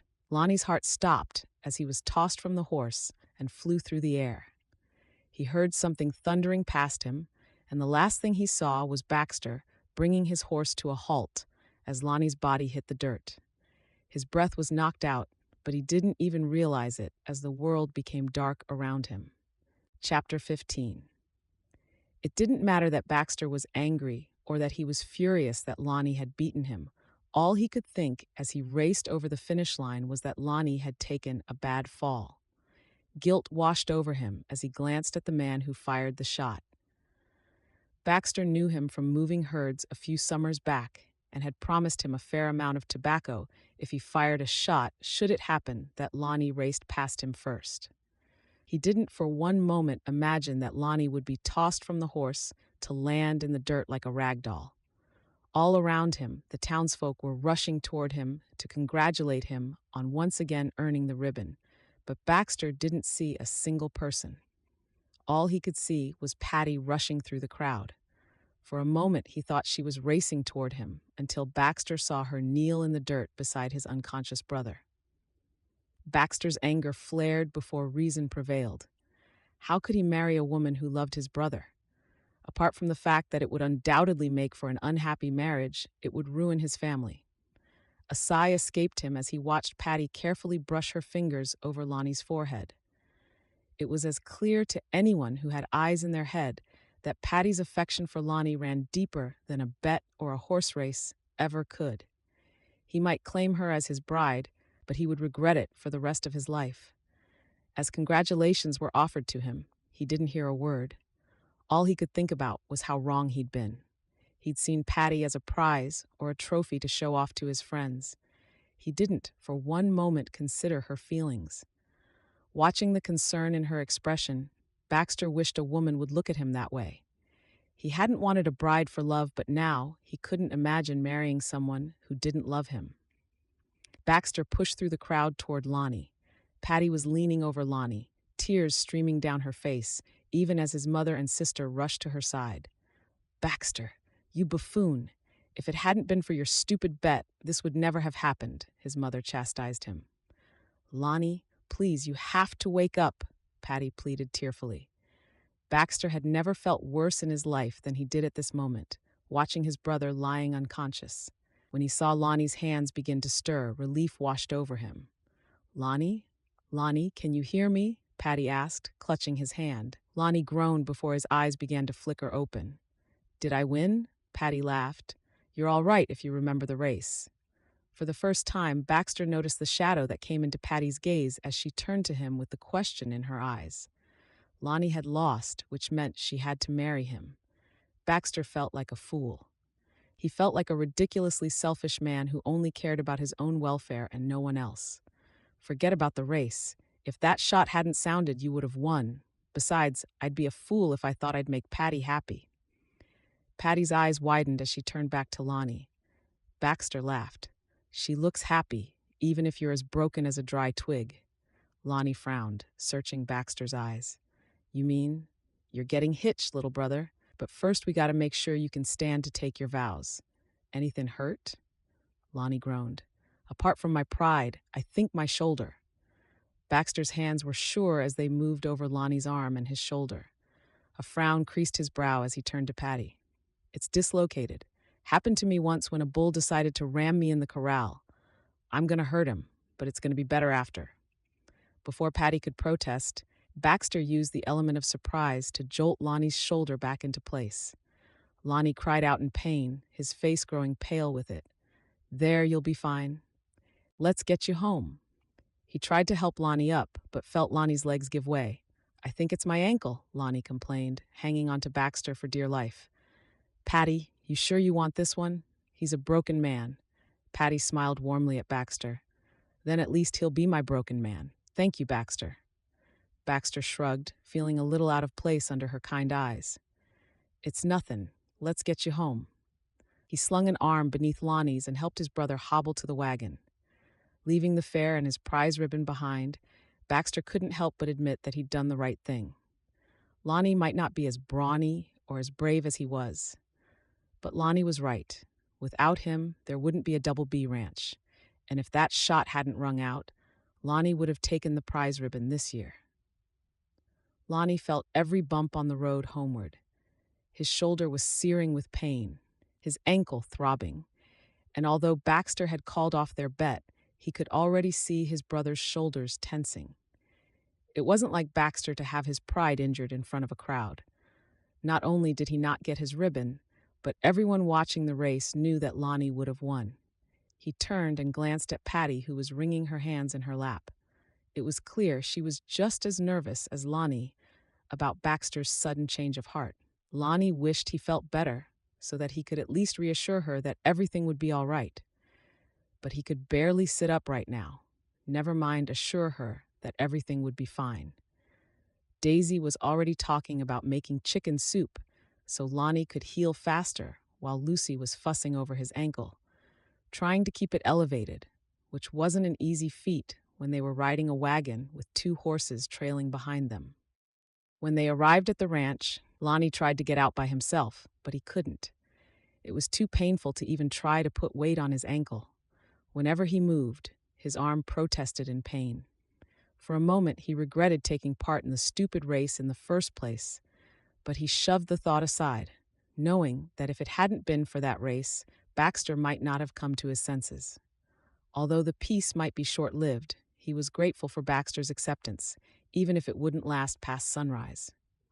"Come on, let's get you inside," Baxter said, hoisting Lonnie over his shoulder as if he were a bag of potatoes. Lonnie had always known his brother was strong, but he hadn't realized how strong until that moment.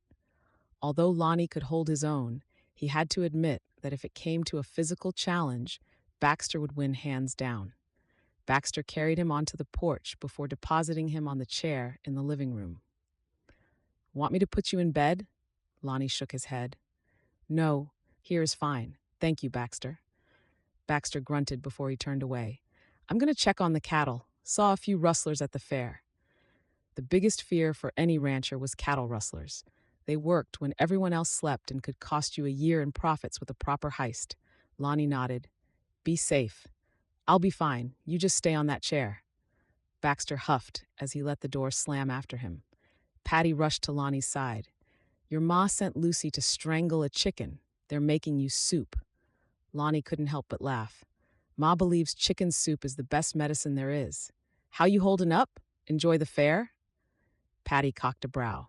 About as much as being bitten by a rattler. Lonnie smiled, shaking his head. That much fun, eh? How's your ankle?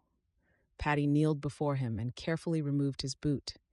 Lonnie was about to stop her when he realized he wouldn't be able to do it himself given the condition of his shoulder. She carefully drew off his boot and then went on to remove his sock. That looks pleasant, Lonnie said with a sigh. His ankle was already turning a pale shade of purple. You'll be off your feet for a while yet. Patty smiled up at him. Why did you agree to the race? Lonnie shrugged. Knew Baxter wouldn't let me have you any other way. Then he surprised us both by giving in anyway. Lonnie smiled, but he didn't tell Patty that it wasn't over just yet. Baxter wasn't just going to let this go. He knew his brother, and he knew that while Baxter checked on his cattle, he was already planning his revenge. Lonnie pushed the thought aside. He had a beautiful woman by his side, a woman that he loved, and he had to believe that their love would survive Baxter's revenge. Chapter 16. The following day, Patty was still reeling at seeing Lonnie fly through the air before he plummeted into the dirt. Rushing toward him, her thoughts were that it would be her fault if anything were to happen to him. She barely slept a wink, wondering if Lonnie was able to get any rest. When Baxter offered to help him to his room, he refused, saying he'd rather sit by the fire since lying down would only hurt his shoulder even more. Patty dressed and headed into the living room to find Lonnie already awake. One look at his weary eyes told her he had barely slept. Do you have a lot of pain? Lonnie shrugged. I've had less. Patty shook her head. Can't we get you some laudanum or even whiskey for the pain? Lonnie laughed wryly. Don't want no laudanum. I've seen what it does to men. As for the whiskey, Ma won't allow any in the house. Patty smiled, knowing Daisy wouldn't bend the rules for a swollen ankle. Daisy might love her sons more than anything, but she was firm on house rules. Baxter walked into the room and glanced at Patty and Lonnie before grunting and heading outside. Patty frowned, shaking her head. I thought it was over? With Baxter, nothing is really ever over. His ego was bruised, he lost his bride, and now he has to watch you fawning over me. A smile lifted the corners of Lonnie's mouth, and Patty couldn't help but return the smile. I'll be right back. Before she knew what she was up to, Patty was on her feet and rushing after Baxter. Baxter, wait! Baxter turned and glared at her from beneath the brim of his hat. What? He called out gruffly. Patty rushed toward him and stopped in front of him, out of breath. Are you still angry? Baxter groaned. Why would I be angry? My brother stole my bride, managed to make a fool of me at the town fair, and now he can't even sit a horse to ride night watch with rustlers in town. Life is just dandy. Sarcasm dripped from every word, making a chill rush down Patty's spine. She straightened her back and looked him in the eye. Baxter, why are you really angry? It's not like you cared about me. You've barely spoken to me since I arrived. I tried a few times, but you're too busy talking about yourself to even ask why I came. Do you know why I came? The blank expression on Baxter's face gave her the answer she expected. You didn't even bother to read those letters, did you? Baxter shrugged and had the decency to at least look a little guilty. He scuffed his boots in the dirt. I didn't think they mattered. Patty frowned, shaking her head. How could they not matter? Everything about me, about my past and my family was in those letters. Did you really expect me to arrive in Kelly and just fall madly in love with a man who had no idea who I was? Baxter huffed and turned to walk away. It doesn't matter. Patty rushed after him and turned him around by grabbing his shoulder. It does matter. It matters to me. You brought me here believing the man who wrote me the most beautiful letters to be you. I fell in love with the words in those letters, only to come here and learn that you barely spoke of anything at all. Unless it involves your cattle, you don't care. Why should I care to spend the rest of my life with a man who didn't even bother to read my letters? You want me to read your letters? Fine, I'll read them. Happy? Baxter shouted. Patty shook her head in disbelief. You just don't get it, do you, Baxter? I love Lonnie because I fell in love with what he told me. It's not that you're not good enough, or strong enough, or smart enough. It's just that I don't know you. When I got here, I tried, but you still didn't care. I didn't care about love. All right, Baxter admitted, shaking his head. I cared about finding a wife, having children. You know. Patty's anger faded as she saw the honesty on his face. Baxter, to have a wife and children would mean nothing if it didn't involve love. You can't be angry at me and Lonnie. You have to be angry at yourself for thinking courting was just another chore you could hand over to Lonnie. He isn't your servant or your ranch hand. He's as much a part of this ranch as you are. Baxter sighed. I've realized that recently. Then, why are you angry? You barely spoke to him last night, and now you walked out without even saying good morning. If you realize this, then why do you blame him? Baxter looked to the sky before he met Patty's gaze again. Maybe because yesterday when Lonnie was lying in the dirt, I realized I wanted more than just a wife. Maybe because I realized that I blew my chance with you. You love Lonnie, and I won't stand in your way, but what does that mean for me? For the first time, Patty saw Baxter lower his defenses. Her heart clenched in her chest, not because she doubted her choice of brother, but because she could see how Baxter regretted not courting her himself. Why don't you place another advertisement, Baxter? One you write yourself? Baxter's eyes widened. I'm not much of a wordsmith, Patty. You said yourself how you fell in love with Lonnie's words. Patty smiled warmly. Not all women are looking for wordsmiths, Baxter. Some women are just looking for a little honesty. Be who you are and write to someone yourself. Tell her about yourself and hear what she has to say in her letters. I'm sure somewhere out there, a wonderful woman is looking for a tall and handsome rancher with whom to spend her life. Just because I chose Lonnie doesn't mean you don't deserve love. I'm not sure. Baxter hesitated. Patty laughed. Neither was I. Now I'm getting married as soon as Lonnie can stand on his feet. Don't give up hope, Baxter. There is someone out there for you. Someone who will love you for who you are. I hope you're right, Patty, Baxter said with a crooked smile. Patty smiled. Of course I'm right. That's why your ma likes me. Baxter roared with laughter before he plucked Patty off the ground and spun her in a circle. For the first time, Patty felt comfortable with Baxter, not because she liked him in the way that she loved Lonnie, but because there was hope that her presence wouldn't come between the brothers. Chapter 17. The following day, Patty was still reeling at seeing Lonnie fly through the air before he plummeted into the dirt.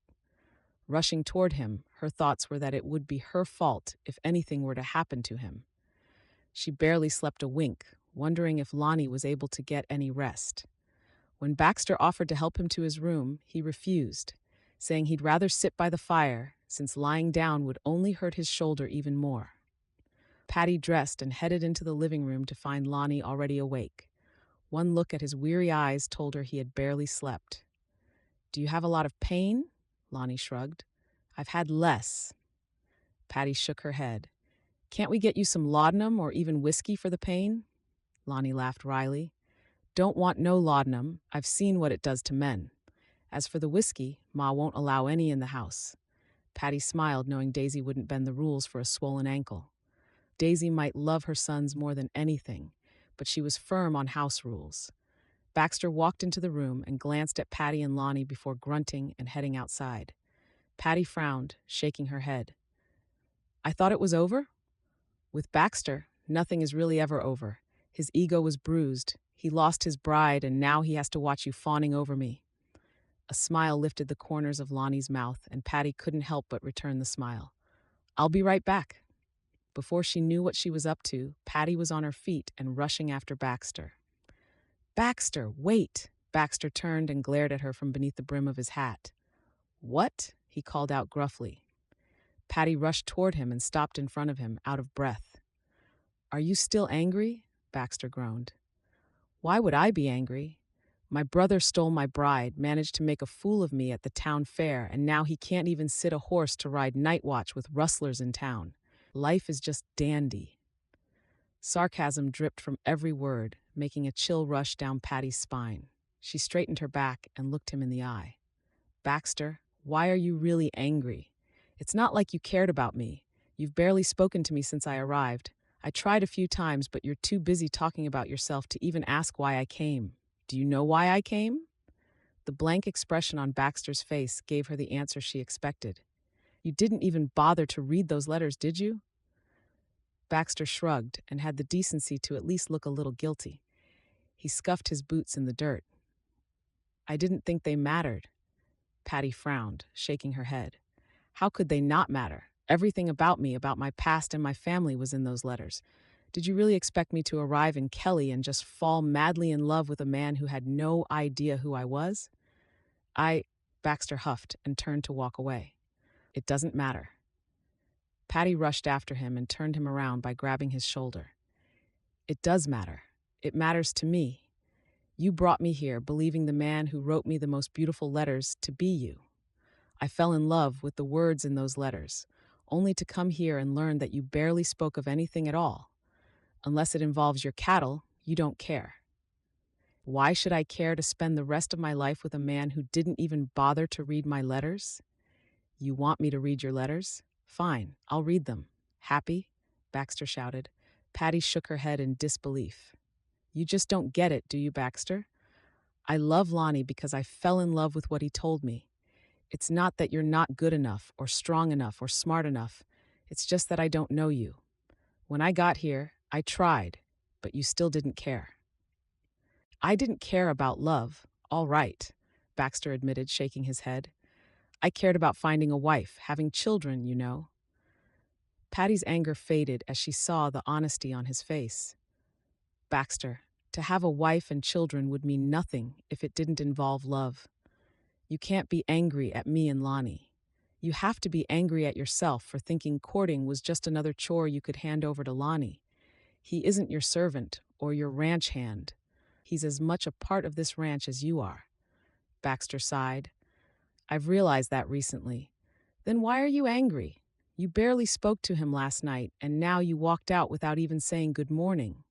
If you realize this, then why do you blame him? Baxter looked to the sky before he met Patty's gaze again. Maybe because yesterday when Lonnie was lying in the dirt, I realized I wanted more than just a wife. Maybe because I realized that I blew my chance with you.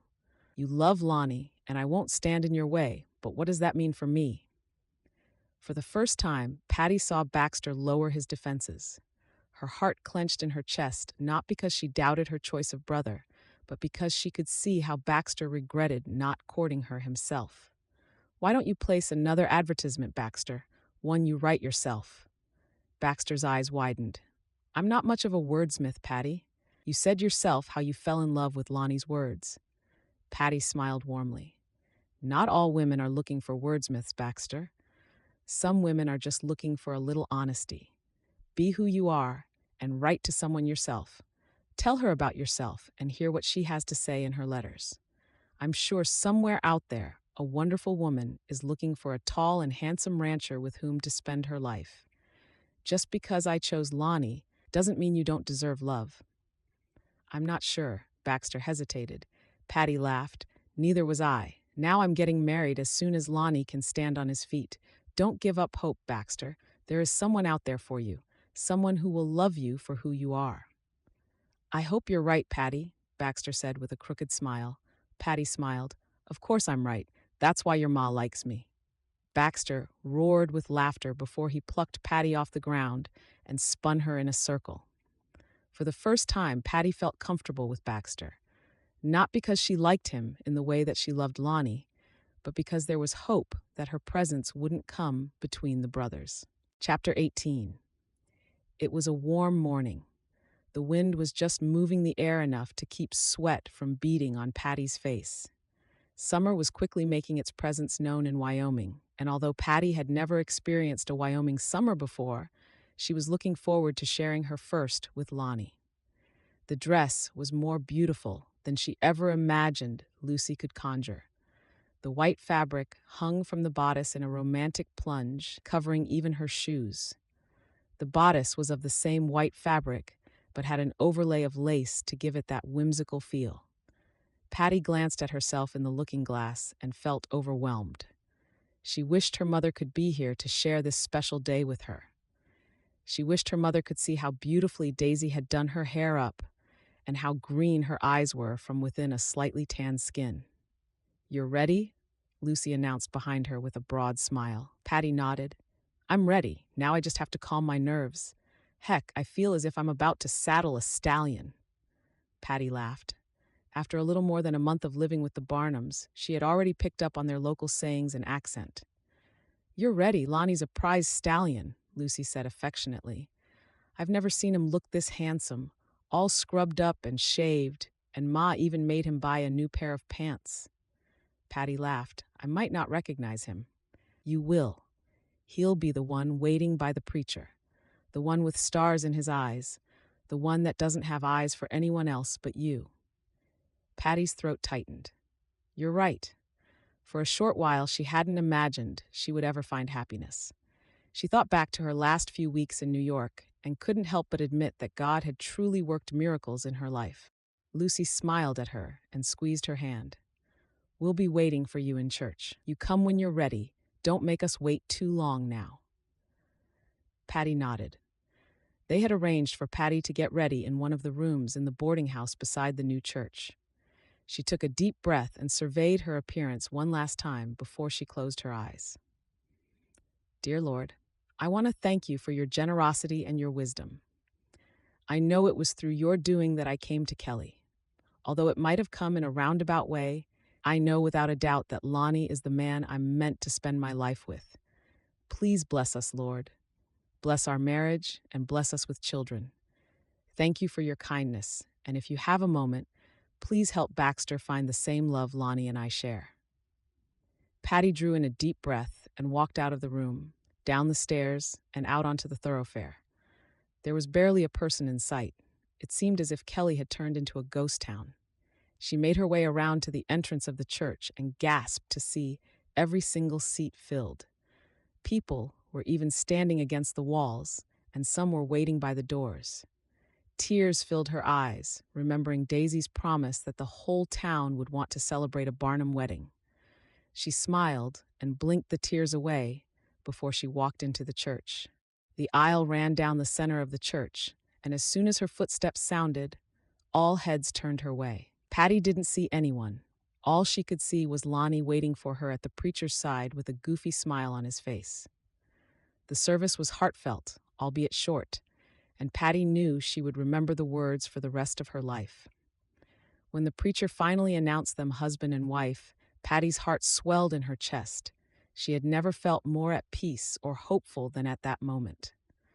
Without a single doubt in her mind, she knew that Lonnie was going to make her happy for the rest of her life. The reception was held at the boarding house. Everyone attended, from the postmaster right down to the merchant who sold the Barnums their flour. But the guest who caught her eye specifically was the sheriff. He stood to one side sipping on an ale, but his eyes followed Lucy wherever she moved. "Happy?" Lonnie asked, by her side suddenly. Patty turned to him with a broad smile.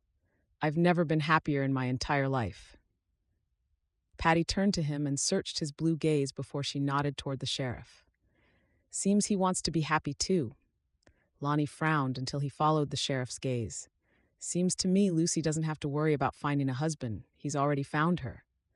"Just stopping by to say my greetings," Baxter suddenly said beside them. Patty smiled warmly at her brother-in-law.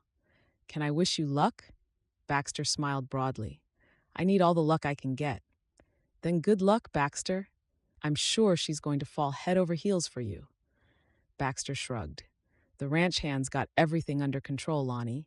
You just check on him now and then." Lonnie nodded. Go on, that train to Boston won't wait for you. Baxter laughed and was about to leave when Lonnie called him back. Don't come back without her, Baxter. Baxter nodded, but Patty knew he was nervous. After writing to Shelley for a month, Baxter was heading up to Boston to meet her. If everything went well, Baxter would return to the Double B a married man within a month. To arrange for his chores to be taken care of, Lonnie and Baxter had hired a permanent ranch hand. He's nervous, Patty said as she watched Baxter walk away. Lonnie chuckled. Almost as nervous as I was when Baxter brought you home that first day. Little did I know I wasn't coming here for Baxter after all. Patty sighed, shaking her head. Everything turned out the way it should have. By God's grace, it truly did, Lonnie said, searching her eyes. Patty's heart skipped a beat, knowing that she was married to the love of her life. Epilogue. Kelly, Wyoming, 4th July, 1884. The tables were laden with food, and Daisy was still bringing more out to where the men had set up to celebrate Independence Day. Some chose to ignore it completely, but on Double B, it was the highlight of the summer. Summers required hard work on a cattle farm, long days that often bled into the night.